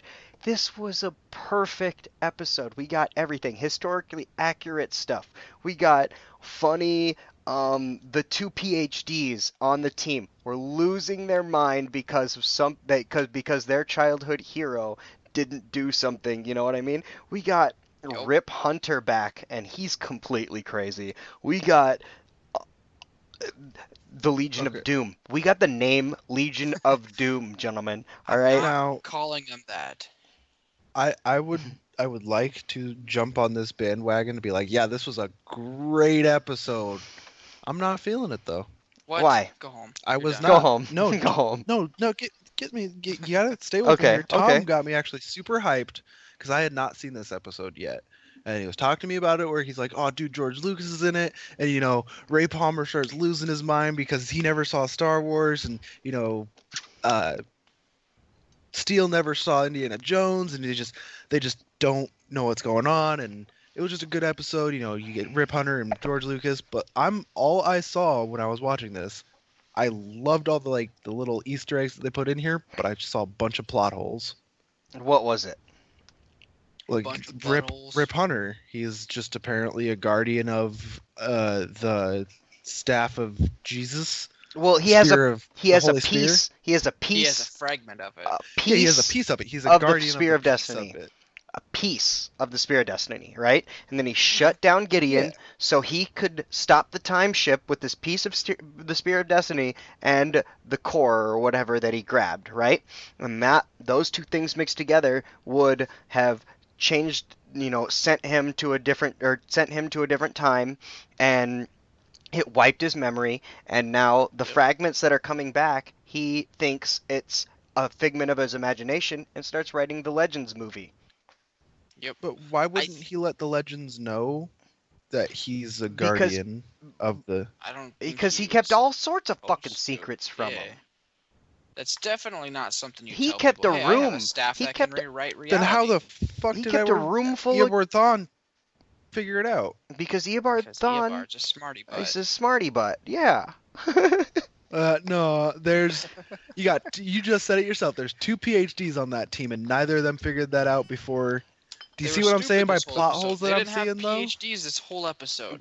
Yeah, God, and they're always bickering like little brothers. Don't They get me are. wrong, guys. It was a good episode, but what I'm saying is there were things that could have been that should have been explained earlier in the season, or that they need to still explain. They will still have they a will chance. still I think explain they them will. because I hope this they is the do. beginning of the Legion of Doom. So they're still going to explain them because they just introduced the fact that these three are the beginning of the Legion of Doom. So of course they're still going to explain this stuff. Yeah, we literally just found out about the Spear of Destiny last episode. Yeah, exactly. And then we had a month and a half break, and now you're all like, I demand things. Yes, I demand to not have them be like, "Oh, you're a guardian of the spirit." Who are the other fucking guardians? We'll Like, find out. what? Zach, who do you think any other guardian would be for a spirit of destiny? Any other Like, guardian, Spear of Destiny. Oh shit. Okay. oh, I got one. Ooh, Arrowverse Guardians of the Spear of Destiny. Son of a bitch. I got one that's like so Go ahead right and in say front of yours. your Let me face. let me think on this one for a little bit. Go ahead and say yours and let me think for just a little bit here. A Green Lantern? Maybe. You're gonna be a little butthurt with what I have to tell you at the end of this episode, actually, John. I'm gonna be super butthurt because I know it's not gonna. I know you're hoping for a Green Lantern series, but it's about that. Get back to you on that one later. Yeah. Well, now here's the thing. For the series that they're announcing, did they already announce what their live action's gonna be? I think so. Really? Yeah, we'll get into it later. Let's talk about the episode for now. I'm about to cry. Hold on. Okay, so hold on. Back to your question about this: who else could be a holder of a piece of the Spear of Destiny? Constantine. Yeah. Okay, I could see that. I could see that. Yeah. Constantine. He has to have a piece of the Spear of Destiny. Don't tell me you can see that. There's no other possible way for it. You know, he has to have a piece of the Spear of Destiny. End of story. I can also not see that though, because I'm feeling that if they're gonna do Spear of Destiny, they're gonna keep it live action. Yeah, but I mean, they also did things with Vixen, and that explained other stuff that could happen, that would happen in the Arrowverse. So like, we know now because we saw what was it? Who was it? Malcolm Merlin ripped the totem of Zambesi off of Vixen, and was just like, this is the very first time we hear those words spoken in a live action series, and the only way we would have known what the totems of Zambesi were was because we watched the Vixen series, right? So who's to say that they won't keep, they won't throw that into a Constantine cartoon, right? Well, yeah, because I was wondering if that's where the Constantine series was going too, because they're gonna leave that for later. Fucking, I already did it once today. I want to steal your thunder twice, Zach. I'm sorry. Yeah, you suck at that. Nah. But no, I feel like because if they do pick up the pieces there, that might have been where that TV show was headed, and they might have that in the animated series. That's a very good point, but you never know, right? Yeah, we'll see. We'll just have to wait and see. All right, so before we get too far into all of the George Lucas stuff that I'm all like crazy about right now, I want to talk about Stein and Mick Rory. Rory's Mick's seeing Snart going crazy, and Stein runs into him and says, he is like, oh, I'm flattered, but then he figures out that he's not talking about him. He's talking about Captain Cold, and they go on a quest. Basically, it's Mick and Stein on the ship by themselves, figuring this out. Everybody else is facing the Legion of Doom. Don't worry. What? Mickenstein. Mickenstein. No, Frankenstein. No, what I was giggling about is I just remembered the part where they were going out to fight. Like, they were in the trash compactor at this point, and they walk by and they're like, "What are you doing?" And he's like, "Brain surgery. What does it look like?" Like, just so fucking casually. Yep. He's got all this stuff. He's like, brain surgery. What does it look like? And Sarah's just like, okay, whatever. Just continue it on. Yep. That was good. That was really good. I like that a lot. So yeah, now that we glossed over that, we'll probably touch back on that some more. Did you guys notice what Steele was listening to? He's listening to some gangster rap. Like, I don't know what the exact song was, but that was some deep hood I got no shit. clue. I don't know either. I don't listen to music very often, so I was just hoping that like one of you guys with your music knowledge might know who the heck that was. He was just banging. Yeah, he was banging though, and it helps him concentrate for some reason. I don't know. Get there. I couldn't have that loud. I don't know. I might be getting old or whatever, but fuck, I couldn't have loud music like that to concentrate. I tell you how much right now. Yes. Then they talked about the medallion and how the medallion and the Spear of Destiny are kind of connected. Did you guys catch that? Yeah. The story it got where the blood of Christ on it, and it gave it magical powers. Yep, and it also got it got in the dude's eye, and it blinded him, and the medallion like gave him his sight back too. No, so what it was is Or the guy something. who Okay, yeah, here we was go. John. charged. Yeah, so the guy who was charged with stabbing Christ in the side with the spear, he had that medallion. When he stabbed Christ, the blood had squirted from Christ. He was blind. It squirted from Christ onto his eyes. It was on the spear, and it sprayed onto the medallion as well. So the medallion and the spear were imbued with magical powers, and the blood of Christ healed his eyes and allowed him to see again. Oh, I thought he got blind and the medallion saved. Okay, whatever. I guess I heard that wrong, but thank you, John. Uh-huh. All right, so Rip got arrested, and then they do that whole scene where they're breaking him out of jail. The when he got arrested, the way he was screaming, "Oh my god!"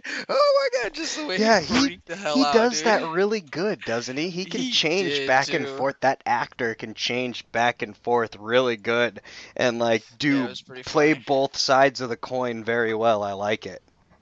Yeah. Now, when they go to break Rip out and Damien Dark and Malcolm Merlyn show up, who the hell can just walk into a police station, stab a cop, and nobody's gonna see it? Somebody who was trained by the League of Assassins. Two guys. Trained by the League of Assassins. He walked in, shanked the dude right in a spot where he was just like, immediately bled to death, died. Nobody saw it. They walked straight past. Man, dude, it's Malcolm Merlyn and what's his name from the League of Assassins, dude? They fucking Damien Dark. Damien Dark, yeah, thank you. It's Malcolm Merlyn and Damien Dark, both people trained by the League of Assassins. One was Ra's al Ghul for a while. The other one was training to get the Demon's Head. Because Damien Dark was training to get the Demon's Head until he left with his own crew of people because, he knew he wasn't going to get the Demon's Head or whatever. And then, so he's really good. And then we got Malcolm Merlyn, who was trained in the League of Assassins, left, came back, became Ra's al Ghul, and then the League of Assassins got disbanded. So let's be realistic. He was kind of handed the title Ra's al Ghul. Yeah. Oliver earned it, and then just kind of was like, well, here, save my sister's life. Yeah, okay, that's true. But he still was Ra's al Ghul at some point. You cannot say he can't just walk into a 1970s,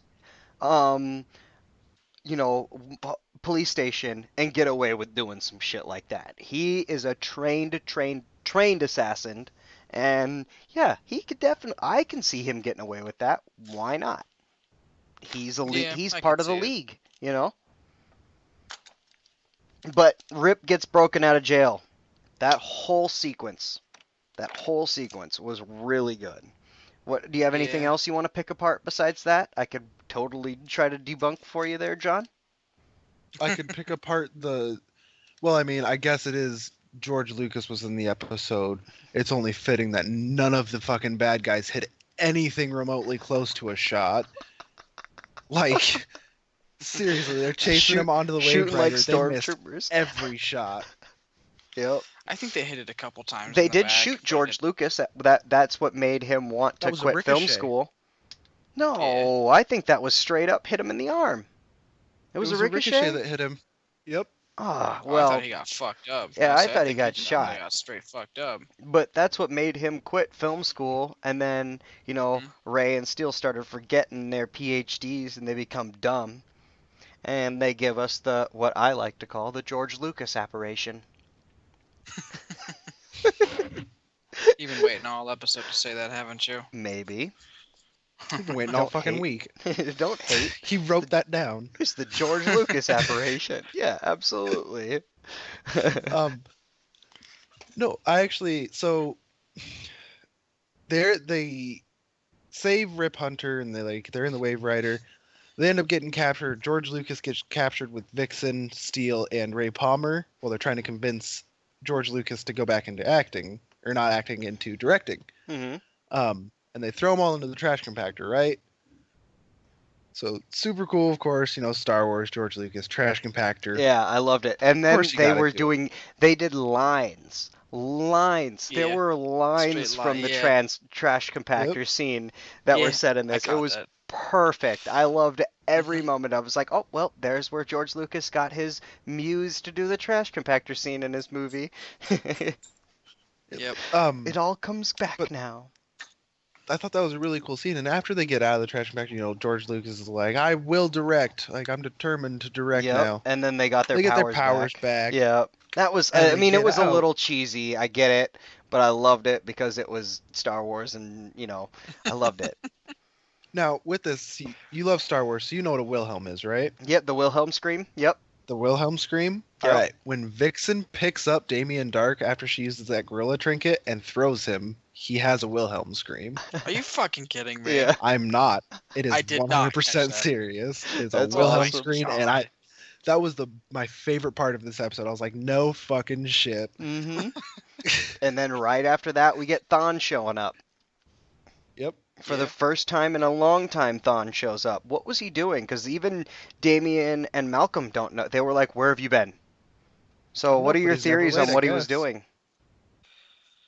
I think he was he was working with Grodd. Yeah. The other part of the Legion of Doom, and that's the only part we haven't seen yet. Okay. That's true. Okay. Well, Captain Cold could still be around because they did mention that like he was just scattered throughout time. He wasn't killed. He was just his essence were scattered. So maybe bits and pieces of him came together and not the good parts, and now he's a bad guy. I don't know. I might be stretching a little hard for that one, but shooting a little blank. Shit, you never know, man. With this series, you never know. And then we got Rip Hunter showing back up as Rip Hunter, and I actually was like, oh my god, he remembers now. But it looks like what it turns out, he was actually playing, and he doesn't actually remember. He just plays his character Rip Hunter very well, and his gun doesn't work. Yeah, does this thing work? Yeah. Start laughing. And then Thawne grabs him and then bounces out really quick. Yep. Sarah's butthurt about that. Yeah. Another plot hole in Arrowverse that just really upsets me, because you saw how fast Thawne appeared, right? Mm-hmm. Like, you just kind of dismantled everybody. I was like, all right, I'm here now, guys. And then Rip showed up, talked a little bit of shit. I was like, all right, fire everything. And then stood there just waving his arms while he was waiting for the Wave Rider to like uncloak and start firing. Right. Why didn't Thawne just take out everybody? Because he was sitting back laughing. That time. He was sitting back laughing. Speaking of Thawne zipping by, have either of you guys ever noticed that each speedster has like their own unique speed sound? I haven't looked into that much lately, but I've heard the theory or whatever. I've heard. No, it's not a theory. That's a legit thing. Like when the sound they make when they're zipping by, every single speedster has their own unique sound. Might be something you want to look into a little bit more, John. But that's an actual thing. Yeah. I'll look into it fun too. Fact there. I'll look into it more too. A Speed Force storm would be very loud then. No, it's just the speedsters. It's just when they're running around. When they're running around, each one has a different sound. All right. Yeah, they got like a different hum. All right. I'll test your theory on that one. It's not a theory, man. It's a thing. All right. I trust you. That's why I'm gonna go back and check your shit. Okay, whatever. Carry on. I'm sorry. I love you, Zach. I didn't mean to shoot you down like that. It's okay. So, now that we find out after the brain surgery with Mickenstein. Yeah, see? Now you... Anyways, now we find out the surgery at the end at Mickenstein, and we find out that the chip hasn't worked that was in his brain forever. So, is Rip going crazy, or is what's going on? What do you think's actually happened now that we find out that the chip that they installed in his head when he was Kronos is not working, and that could have been the thing that was bringing the images back, but now that it's not, is he actually crazy, and has he just had too many concussions, or what are your theories on what the whole mixing Cold? I think Snart might be trying to. I think Snart might actually just be trying to contact him. Yeah, because we don't get a body. We don't get the smithereens of Snart. Yep. Sorry, we don't get the smithereens of Snart after he blows up into smithereens. There were no smithereens. There was nothing. Smithereens. Yeah, there were no smithereens of Snart. So, could he be trying to contact and like maybe in his own asshole way? Saying, "Hey, I'm still around," or is Mick just going fucking crazy? Mick's I think already he's seeing crazy. it. Mick's Oh, already. yeah, he's already crazy. But they mentioned at one point in the episode that like when he got blown up, his essence were scattered across time, and the likelihood of them coming back together is very slim. Well, that right there tells me that it's gonna fucking happen. Even if the Yeah. likelihood of it is very slim, it's going to happen. And I think like it's kind of hard to explain it this way, but like his essence are like forming back together just to make like brief little memories for Nick to see right now. Nick. That's all he's able to do right now, but over time more will build up. All right. You know, and then we get near the end of this episode where they have the movie night, and Vixen is making fun of the two nerds, which is not nice, but whatever. That's not Right? nice. Yeah. Bitch, let me just enjoy my shit. Yeah, exactly. If you want to go away, but she did name drop Howard the Duck because George Lucas I know, created yeah. Howard the Duck. I love how both of them were like, no, Yeah. because that's the exact same reaction I would have had. Yep. And then No, at the please. very end, we get the torture of Rip Hunter and the Legion by the Legion of Doom. And that will lead us What are you gonna do to me? into the trailers for next week, where we actually get to see that shit. And we'll discuss that later on, here in a few minutes. So that is the end of this episode, gentlemen. What do you guys feel that this one gets as a rating? I already rated it. I rated it right away at the beginning. Give this the highest of protons. This is my shit. I was so happy. If I had to give this a fair rating, it'd be a low proton. Oh, is it not a neutron just to hurt my It feelings? would be.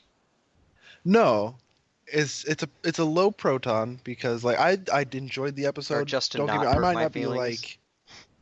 No, I might not be like a super Star Wars fan or like a super Indiana Jones fan, but I appreciate the references that they made. It was just the plot holes. I can't even really say they're plot holes yet because they might cover them next week or the week after that. I don't feel like I have enough yet, so that's why That's I'm the like, thing. give me more. They write it that way, so that's just it. You want more. You keep watching. You keep giving them money. Exactly. You got to admit, there's a difference between a satisfying ending to an episode where you're like, all right, that wasn't enough, but I still want more. And then there's those ones where like, all right, what the fuck was that? Give me more. Yeah, that's what they Like- want. They want you hanging on the edge. They want you on the edge of your seat like, oh, I can't wait for next episode. Give me the goddamn next episode. So that's what they're looking for. sure. And what that happened at the end of this episode for you, and you still gave it a lower rating. No. Sorry. That didn't happen at the end of the episode. The end of this episode was like, all right, well, that was good, but can you explain more? Like, it wasn't like, yeah, show me. It was like, ah, come on. Like, you're missing shit. Whatever. Negative Nancy over here. Zach, what'd you rate it? I am going to give it a proton. I love the humor. I love the I always give a high rating to the ones that are like on point with the story. It's not filler. We're moving along with the main characters. So I mean, there was that. The humor was good. Of course, there was the George Lucas cameo with just like there was literally shots and like lines straight out of Star Wars. That was really cool. And Indiana It's just- Jones. Yeah, Indiana Jones. I'm sorry, I'm more of a Star Wars fan than Indiana Jones. But I mean, it was a good episode. I Yeah. enjoyed the absolute hell out of it. Absolutely. And we got the name Legion of Doom dropped in our Arrowverse. I'm not calling them that. Yeah, you are. You've been calling them. That's You've been calling them that since fucking episode 2, motherfucker. Fucking Sarah, though. I'm not calling them that. Yeah. Yep. All right. Let's get on to our last episode of this week, and it's The Arrow. Who Are You? Episode 10. And Laurel's back, gentlemen. We finally get No. Laurel back. Shut your we've mouth. we've been talking about this since a month and a half ago. Where is this going? And I think we did touch on it. And we did say that she could very well be Earth 2 Laurel because we saw her for a split second and then she disappeared. And what did you guys think when Earth 2 Laurel? It turned out to be Earth 2 Laurel. I was genuinely sad. Because I was Really? like, oh, they're going to have some crazy way that Laurel's back. Oh, this is so touching. Yay, we're reunited. And then it wasn't. And I was like, oh, man. That's kind of like it just reminded me of the fact that Laurel is indeed dead. Yep. Yep, she definitely is, but this Laurel is there. Mm-hmm. This Laurel's there. So it reminded me that I still think Prometheus is Lance. You're an asshole. Your Prometheus theory sucks. But this one actually is really nice. Because this Laurel that's from Earth 2 that didn't know things about Oliver knew things about Oliver before he came back from the island. Things that she would have only known when she was dating Oliver. She also said that her Oliver actually died. Yep. 10 years before that, though. Which was around the island, which was the time that he would have died when he went to the island. So he actually died on Earth 2. Whereas he didn't in Earth 1, and Laurel died on Earth 1, and Oliver died on Earth 2, and now when we got that scene when they were talking to each other, and she said that, they looked at each other like, we both lost our loved ones on our Earth. They have that quick look at each other like, maybe we should try this out. Like, maybe Earth 1 Oliver and Earth 2 Laurel could get together. And I mean, I'm jumping right away at the end here, but we got when after all of the stuff happens to where, she gets out, all that, right? And they catch her again at the end. He turns to Felicity and was like, she's locked up. Argus has her, and I'm keeping her close because I want to keep an eye on her, and if there's a chance, I want to save this Laurel because we lost ours, and if we ever had a second chance of getting Laurel back, this would be it. So he has let Laurel go to Argus so he can keep an eye on her, and maybe we can get, a real Laurel Lance, Diana Laurel Lance back. But now we're also searching for a new Black Canary now too, though. Yes, but that doesn't do that right at the very end. That doesn't happen until the very, very end when, because he's like, well, we need a Black Canary, right? Yep. But then we're also hinted at that nobody can take up the mantle of Black Canary because Oliver is stingy as shit, right? Yeah. So, what are we gonna get? Are we gonna get? Because later we got so many more episodes left. You know what I'm saying? We got a lot. And we still have time for this Laurel to either do something bad or good. And we have another. She does. 1, 2, 3, 4, 5, 6 more episodes. She does have that, look in her head, where like when they're talking, she gets that look in her eyes. Sorry, not in her head. She gets that look in her eyes, and like she does want to become good again. You know what I'm saying? When Oliver was having that heart-to-heart with her. So, what are the chances that this Laurel is, it could become a good Laurel? I don't know. Maybe. I mean, there's a good chance. And I wanted to point out, I really did think that evil Laurel was a little hotter. She dressed up a little bit, tighter clothes. And her attitude, latex. Just her attitude in general was just like badass hot, not like, I'm carrying my daddy, blah, blah, blah. You know what I mean? She was just like hot, badass hot. Yeah. You know what I'm saying? I gotcha. Mm-hmm. Yeah. Now, what if, because like with Killer Frost, she has those bracelets. The more Killer Frost uses her powers, the more it affects her, It affects her, and it becomes, she gets drawn into being Killer Frost, yes. Yeah. I'm wondering if like the Black Canary, or not Black Canary, Black Siren type stuff is the same. So like, what if they were to make her a device that like suppresses the Black Siren abilities? I thought her voice and she was became done from, like it was solely off of that. No, necklace. I think she's I think she's a meta as well. Is she? Yeah. Yeah. Black Siren's a meta. Black Canary was not. Yeah. Oh, okay. Gotcha. So that's what I'm saying. If they give her like a suppression thing, that might give her a chance to redemption then. All right, so Plus, when she it's got just another excuse. Sorry. When she got broken out of Star Labs, do you think we're going to get any of that information in any of the next episodes, just like small bits of it in the next few episodes of Flash, or do you think that's just it? That's all we're gonna get from it. Or are they gonna touch on that in the Flash? Probably just do it. I think they might just look over it. In all Yeah. honesty,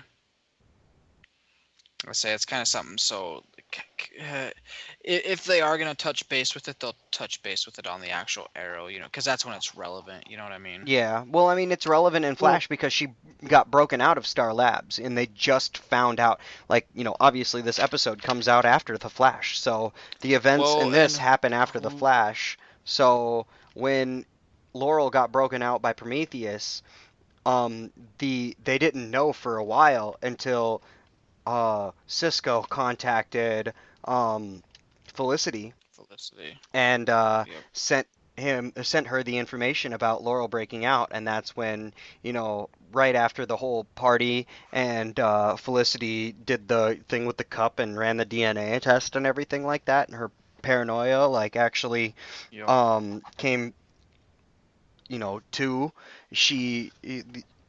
that happened. So that's pretty cool. What the hell was I gonna say? I had a point to bring up.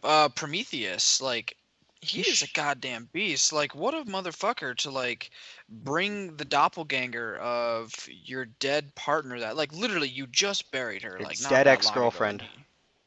Dead ex-girlfriend. Were they dating at the time that she died? Not at the time that she died, but okay. That is his ex-girlfriend. Yeah, it was his ex-girlfriend, but I mean, they were partners in crime, though. You know what I mean? They were working together, and so Prometheus is, being the douchebag that he is, and bringing something to, hurt Oliver some more. Prometheus is a beast, though. Even if he is a douchebag, and we all want to see him dead, he gets the fucking job done.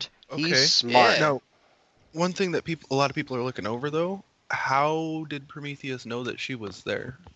He's smart. Just he does his research, man. He knows where everything is. Yeah, we don't know Barry who Prometheus... Allen in the Flash and because she was locked up not at Iron Heights. Yeah, she was locked up in Star Labs. In Star Labs. So how the hell did he know that she was there?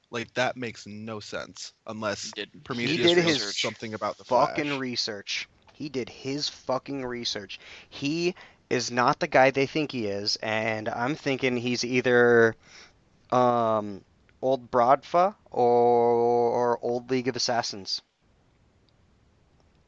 That's exactly. Honestly, with the flashbacks he's having right now too, I'm gonna go with the Broadfa because the flashbacks he's having. He's dealing with Constantine Kovar right now. Constantine Kovar, and he's getting interrogated by the Broadfa and stuff like that, getting his ass beat. Yep.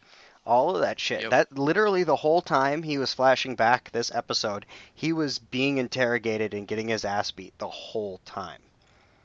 So. And then Thea Al Ghul. Talia.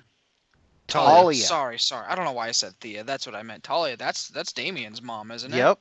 Exactly. Yeah. Talia Al Ghul shows up and she's like, Oliver, I'm Talia. I'm here to get you out. She saves her. Yeah, absolutely. I freaked out. I was like, oh my god, Damien's mom. Yep. I was like, watch out. She's a bitch. Right, she's a bitch. Watch out. She's a bitch. She's going to date rape you. No, she only does that to Bruce Wayne.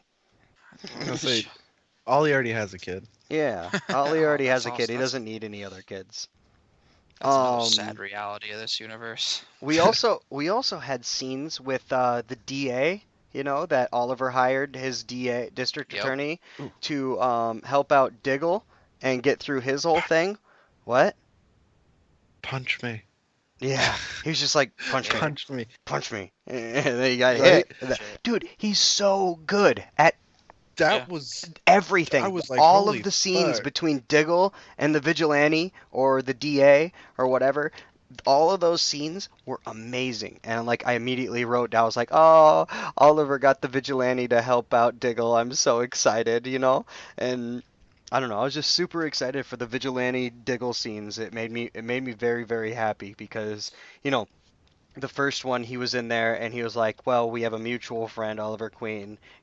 He sent me here to help you out. I'm gonna be able to walk you through and get you tried right and everything like that. And then you find out that the general is getting ready to move Diggle, and it's only gonna be under the general's supervision. So they're gonna pop a cap in his ass. You know what I'm saying? Yep. And that's where the DA gets in, and he's just tries everything. He throws every curveball to get Diggle not transferred, right, for a certain amount, for however long, right, up until basically he's like the general is like, do you know what was it? Do you know somebody? I can't remember The exactly. He's like, do you have this person? Attorney generals. Yeah, do you have the Yeah, attorney like the general's attorney number, general. or do you know the attorney general? Because I have her on speed dial. I can get you disbarred. Blah blah blah blah blah. And then that's when the hit me thing happened, and he got out. Also, we got how the DA how they first started talking about it. The DA and Oliver were talking in the office, and he was like, "So this happened with one of the officers, and the Arrow thought, or what was it? Prometheus set up the officer, had a mouth duct taped, had a mic or had a tape recorder on him, sword duct taped into his hand, and a bunch of arrows in his chest. Now, he said if we let all of this stuff go, there's going to be panic. Everybody's going to hate everybody, and we can't have this. So they both cover it up. Now, my thought to you is, does the DA know Oliver is the Green Arrow? Because we know the vigilante. We know he's the vigilante, right? Mm-hmm. And he's already fought with the Arrow. He's gotten to know like a little bit of the Arrow's personality just from the fighting, right? A little bit. Yep. So, do you think he's catching any of that with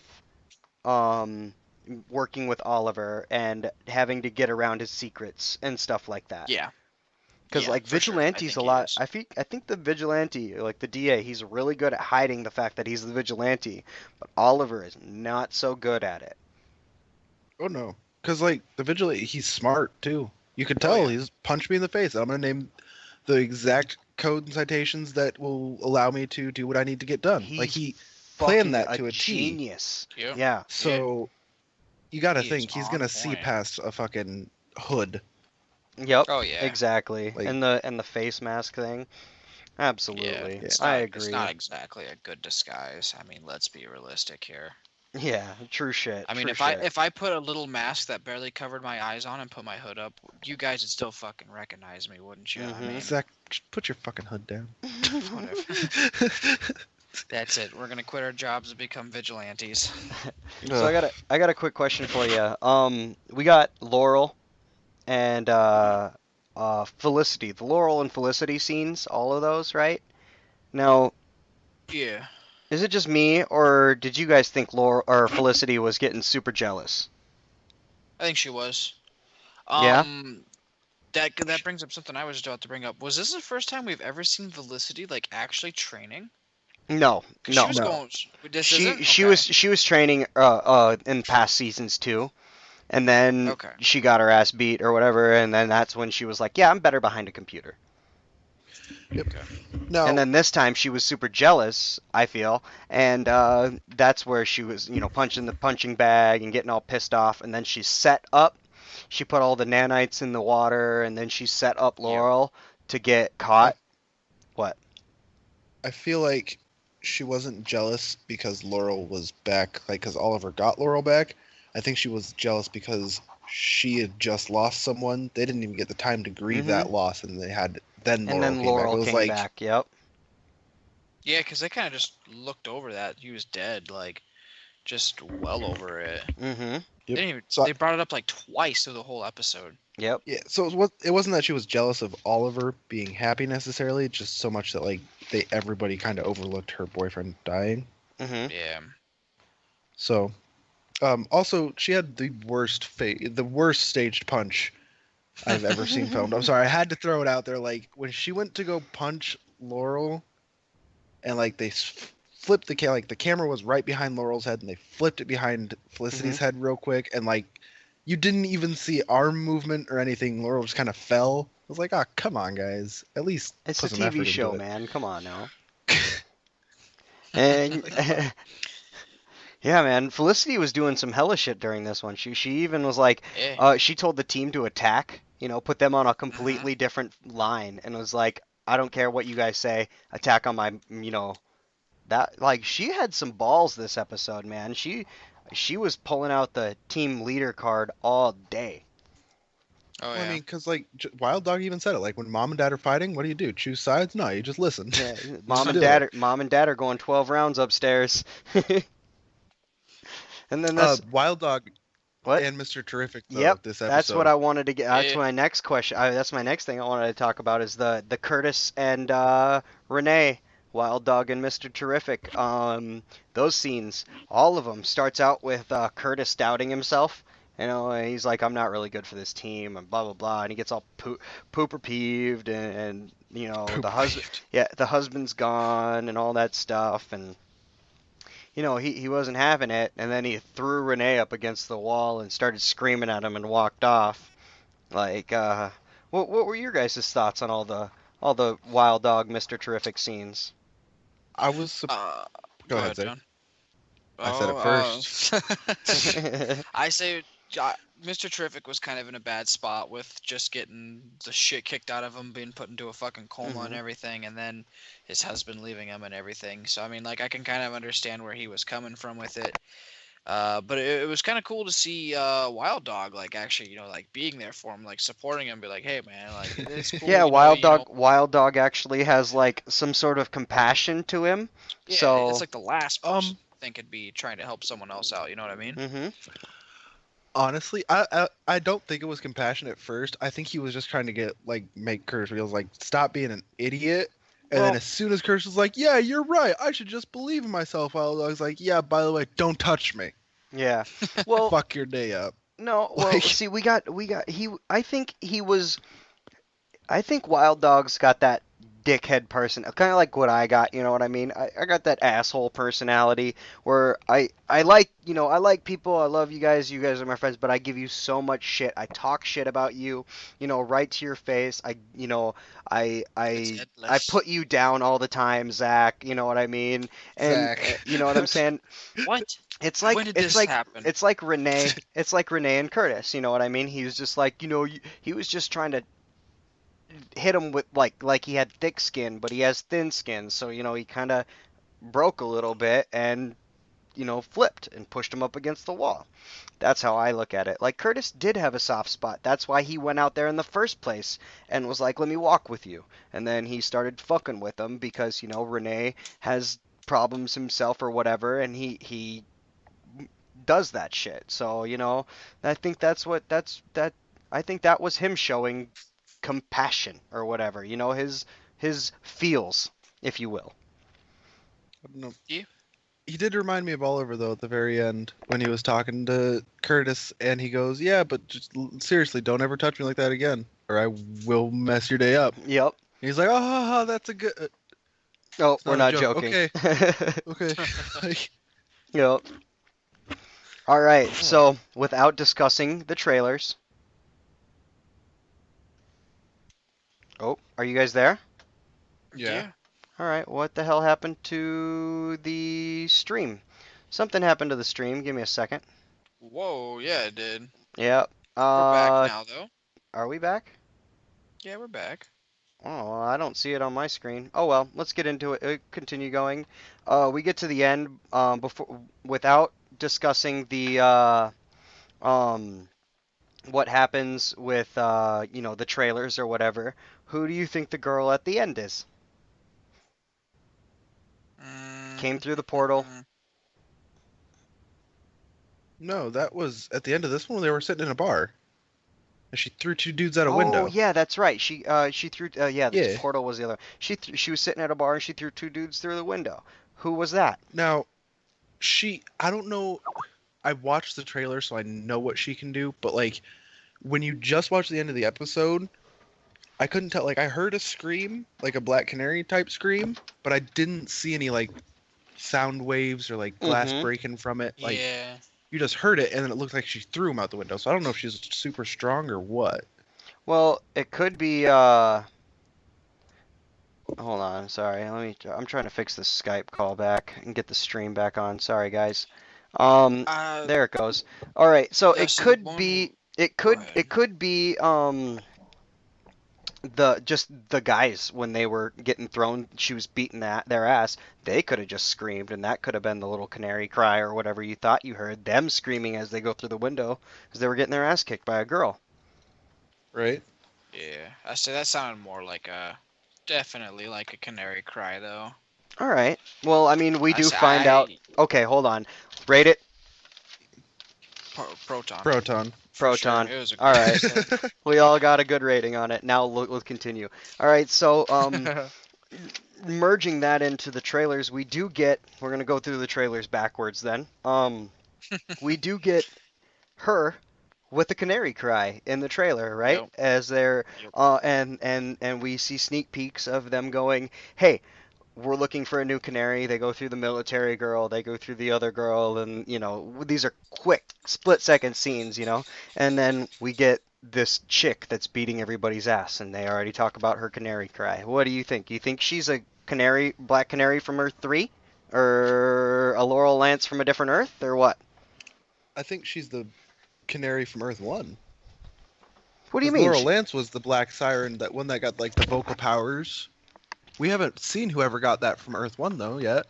Yeah, but we got Diana Laurel Lance, the Black Canary from in Earth 1 already. Correct, but not the meta. We Not got the the one meta. with the necklace. Okay. Well, This is the meta from Earth 1 with that ability, All I right. believe. All right. What about you, Zach? I would like to Oh, sorry. Go ahead, John. Continue.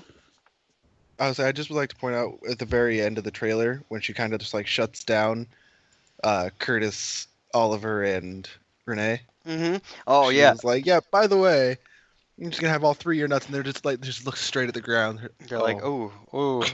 Oh. Yeah, I actually am kind of excited for this new badass chick. I want to know what she's all about.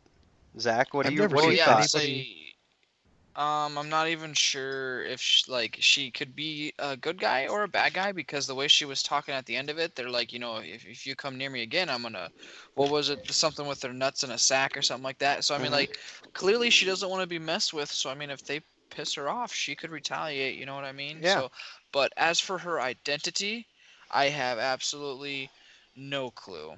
Helena Bertinelli Could be. calling it. No, we've already had a Helena Bertinelli in this universe, though. Oliver dated her for a while. Helena Yeah. Wayne. Not a Helena Wayne. Don't bring this. Uh, in. Stop bringing that Stop stupid it. Birds of Prey back. All right, so we got the DC Legends commercial or trailer with all about the Legion of Doom and Rip Hunter getting tortured. And what do you guys think? I think it's kind of sad because like he genuinely doesn't know what's going on. You know what I mean? Yeah. Like he rewrote his memory. Like as far as he's concerned, he is a different person. He has absolutely none of the memories, and they're just torturing this poor guy. Mm-hmm. Like Well, I mean, that's sad. Like that's fucked up. it's kind of the life you ask for when you're a guardian of a fucking stick of truth, I guess. A stick of truth. Like, The Lance of Destiny or whatever. The Lance of what was it? the Holy Lance. The Holy Lance. Of course you would like that Yeah, one instead of the Spirit you would like Destiny, Sarah Lance. I like the Spirit of Destiny. Yeah, and then Sarah Lance, of course, she likes it being called the Holy Lance. Yep. Funny. I loved that. Um, I loved that. All One right. other So, quick Lance what? snippet we kind of glazed over was none of the other team members had known that the Lance sisters had previously come back from the grave. Oh, They just have a habit yeah. of not dying. Yeah. He's like, what? I have it written down actually. What is it? Lance sisters have a habit of coming back to life. And he's just like, what? Yeah, he was like, "You guys aren't acting like this has never happened before. This hasn't happened before, right?" And he just walks away. But anyway, yeah, that was pretty funny. So the Flash. Okay, so we had the Flash trailer for the We got episode Lady called Cisco. Dead or Alive. We already talked about Lady Cisco, yeah. And now the fight. What was it? What did you say earlier, Zach? What was it? That funny thing what was that thing you said earlier? It was combat by trial. yeah, combat by Yeah, trial. combat by trial. They're gonna have yeah. they're gonna have a combat by trial here, and And they find out that, and then Cisco finds out that a trial by, not finds out, but he's like realizes trial by combat is a fight to the death. And they're like, so what is the probability of me surviving? Julian's like, definitely a 1. Definitely a 1. Strong everyone's just like, no one has any faith in me. Yep. And then we got the Supergirl, We Can Be Heroes episode, and it is all starring Livewire. What do you guys? What do you guys think about that one? She looks different. Her hair is finally looking like Livewire's hair should, and she is hopefully gonna kick some Supergirl ass. Yeah, that'll be pretty sweet. Not gonna lie, I like that a lot. Cause she's one of the like. Go ahead. Is it the We Can Be Heroes trailer or is it the Fight trailer? I thought it was called We Can Be Heroes. I thought it was Fight. Oh well. I got this. Hang on, give me like 3 seconds. Keep talking. All right. Well, I don't know what else to say, Zach. I only have Livewire for you, man. That's about it. I wasn't really interested in this trailer. You could have pulled this up. You could have pulled this up any other time. You could have said It's We Can Be Heroes. Yep, We Can Be Heroes. Yep, that'd be it. I knew I was right, but that's all right, John. I'm sorry. Well, no, I'm like I have the CW app pulled open, and like the latest trailer I have is called Fight. I think that's like a full-on like trailer for like the whole Supergirl series. It'll have like snippets of everything. I'll say the last episode was called Supergirl Lives. So. Yep. All right, Zach, you got all sorts of news about the Arrowverse coming up. Wanna enlighten us on the new news of all of the stuff that's going on in the Arrowverse world? So Arrowverse in this last month with the new year, I'm thinking it was, got greenlit for a lot of cool things. So first of all, every single series that we talked about tonight, including some of the new ones that I'm going to be bringing up here in a second, got the green light for another season. So we're on for season 6 of Arrow, we're on for season 4 of The Flash, etc., etc. So that's cool. We have another year of that coming. So this is my favorite part is Vixen is getting jumped up from its 2 minutes and 30 seconds run times to 10 minutes. And the only reason that's getting bumped up is because Constantine is getting a animated series. It's going to be season 3 of it, and it's going to pick up right where the live action series ended off. So that'll be neat. Quick question. Are those going to be 10-minute episodes as well, or are they going to be 30-minute episodes? What are they? Constantine will be 10 minutes episode. And see, Constantine got the green light to be an animated series, 10 minutes each, before they had upped the time on Vixen. But since they had given Constantine 10-minute episodes, they were like, fuck it, we'll just give Vixen 10-minute episodes too. Right. So I am ready for you to ruin my day. Alrighty. Lay it on me. So there is a slot on the official CW page here. Like, hang on here. Ah, fuck, I closed it. Oh, you fucked up. Yeah, that's my bad. Sorry. I fucked up here. Okay, anyways, it's in development. It doesn't have a release date yet. It's directed by the same people who have done everything on the Arrowverse and all that stuff.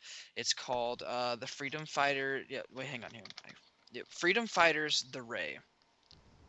And the Ray is a DC superhero. He's part of the Justice League of America comic that's coming up. Yep. So I mean, like, that is a slot on there. It's directed by them. It's got a season. It's greenlit to go. So it looks. Does it say anything? Does it say anything about DC Comics attached to it at all, or? The Ray is a DC comic. Yeah, I know, but does any of that stuff say anything about how if it's a DC Comics show or anything like that, or are we getting any hints at all? I might be more upset about this than I am about Trump being our president. Is it just because you're not getting a Green Lantern, or? Kinda. I'm kinda butthurt. I'm like, God damn it! They had so much set up. They could have done a million other shows. That could lead us right into but we could get Green Lantern as a prominent member of Team Arrow. You know what I'm saying? Yeah. And Team Arrow sure. could have a Green Lantern constantly, and we don't need it to separate from Arrow. We don't need a separate show at all. There's a whole comic book series that is the Green Lantern and the Arrow, isn't it? Green Lantern and Green Lantern and Green Arrow comic book series. There was absolutely. So like that would be it would be better if they created a Green Lantern and Green Arrow's show so we can have Green Lantern and Green Arrow. I don't know. They could do it. I know Marvel does like that Agents of Shield shit. Mm-hmm. They did like a Ghost Rider season. So I wonder they could do something like that with the Arrow where they have just like a Green Lantern season. Mm-hmm. That would be pretty sweet. And then what? John Diggle has to go out, or John Stewart now has to go and do Green Lantern things for the Corps, and then he leaves for a season or half a season, and then he'll come back and do cameos after that. You know what I'm saying? Well, hey, I guess the Ray. So, John, there is hope. The Ray is not going to be live action. It's going to be another animated series. Mm. But this is going to be a full time slot. It's not going to be 10 minutes. It looks like. Okay. So I don't know. We'll see. I mean, it's all about. Do you have any other news for us for in the Arrowverse, or? That is all. We talked about this already, but this is kind of why I glazed over it. But we have the Flash and the Supergirl crossover event coming up, March 28th. Music Maestro being it. That's all I had down for news coming up. All right. Well, that should bring us to the conclusion of this awesome Particle Accelerator podcast. And John, if you will, can you do all of the closing stuff? Tell them where they can find us. Tell them where to subscribe, like, comment, everywhere. Where can they find us, John? Double dab. Like for the double dab. You can find us on, like for the double dab. Find us on Twitter, Facebook, particleacceleratorpodcast.com, Particle Accelerator Particle Accelerator Podcast at gmail.com if you want to get us on email. If you go to the website, you can get to our Facebook, our Twitter. You can get us on SoundCloud, iTunes, not Spotify yet, Google Play Music, Google Play. I've been posting things on YouTube. YouTube, we're not caught up. Okay, not every episode is on YouTube, but we do have most of our episodes on YouTube. Right. So you can also listen to us on YouTube as well. I know we've been steady putting out content for even with the shows being gone, but this is a super long episode, and I'm super proud of it. Let's get it. All right. Well, if anybody has anything else to say it. Good night, America. You guys all have a wonderful evening, and until next communion.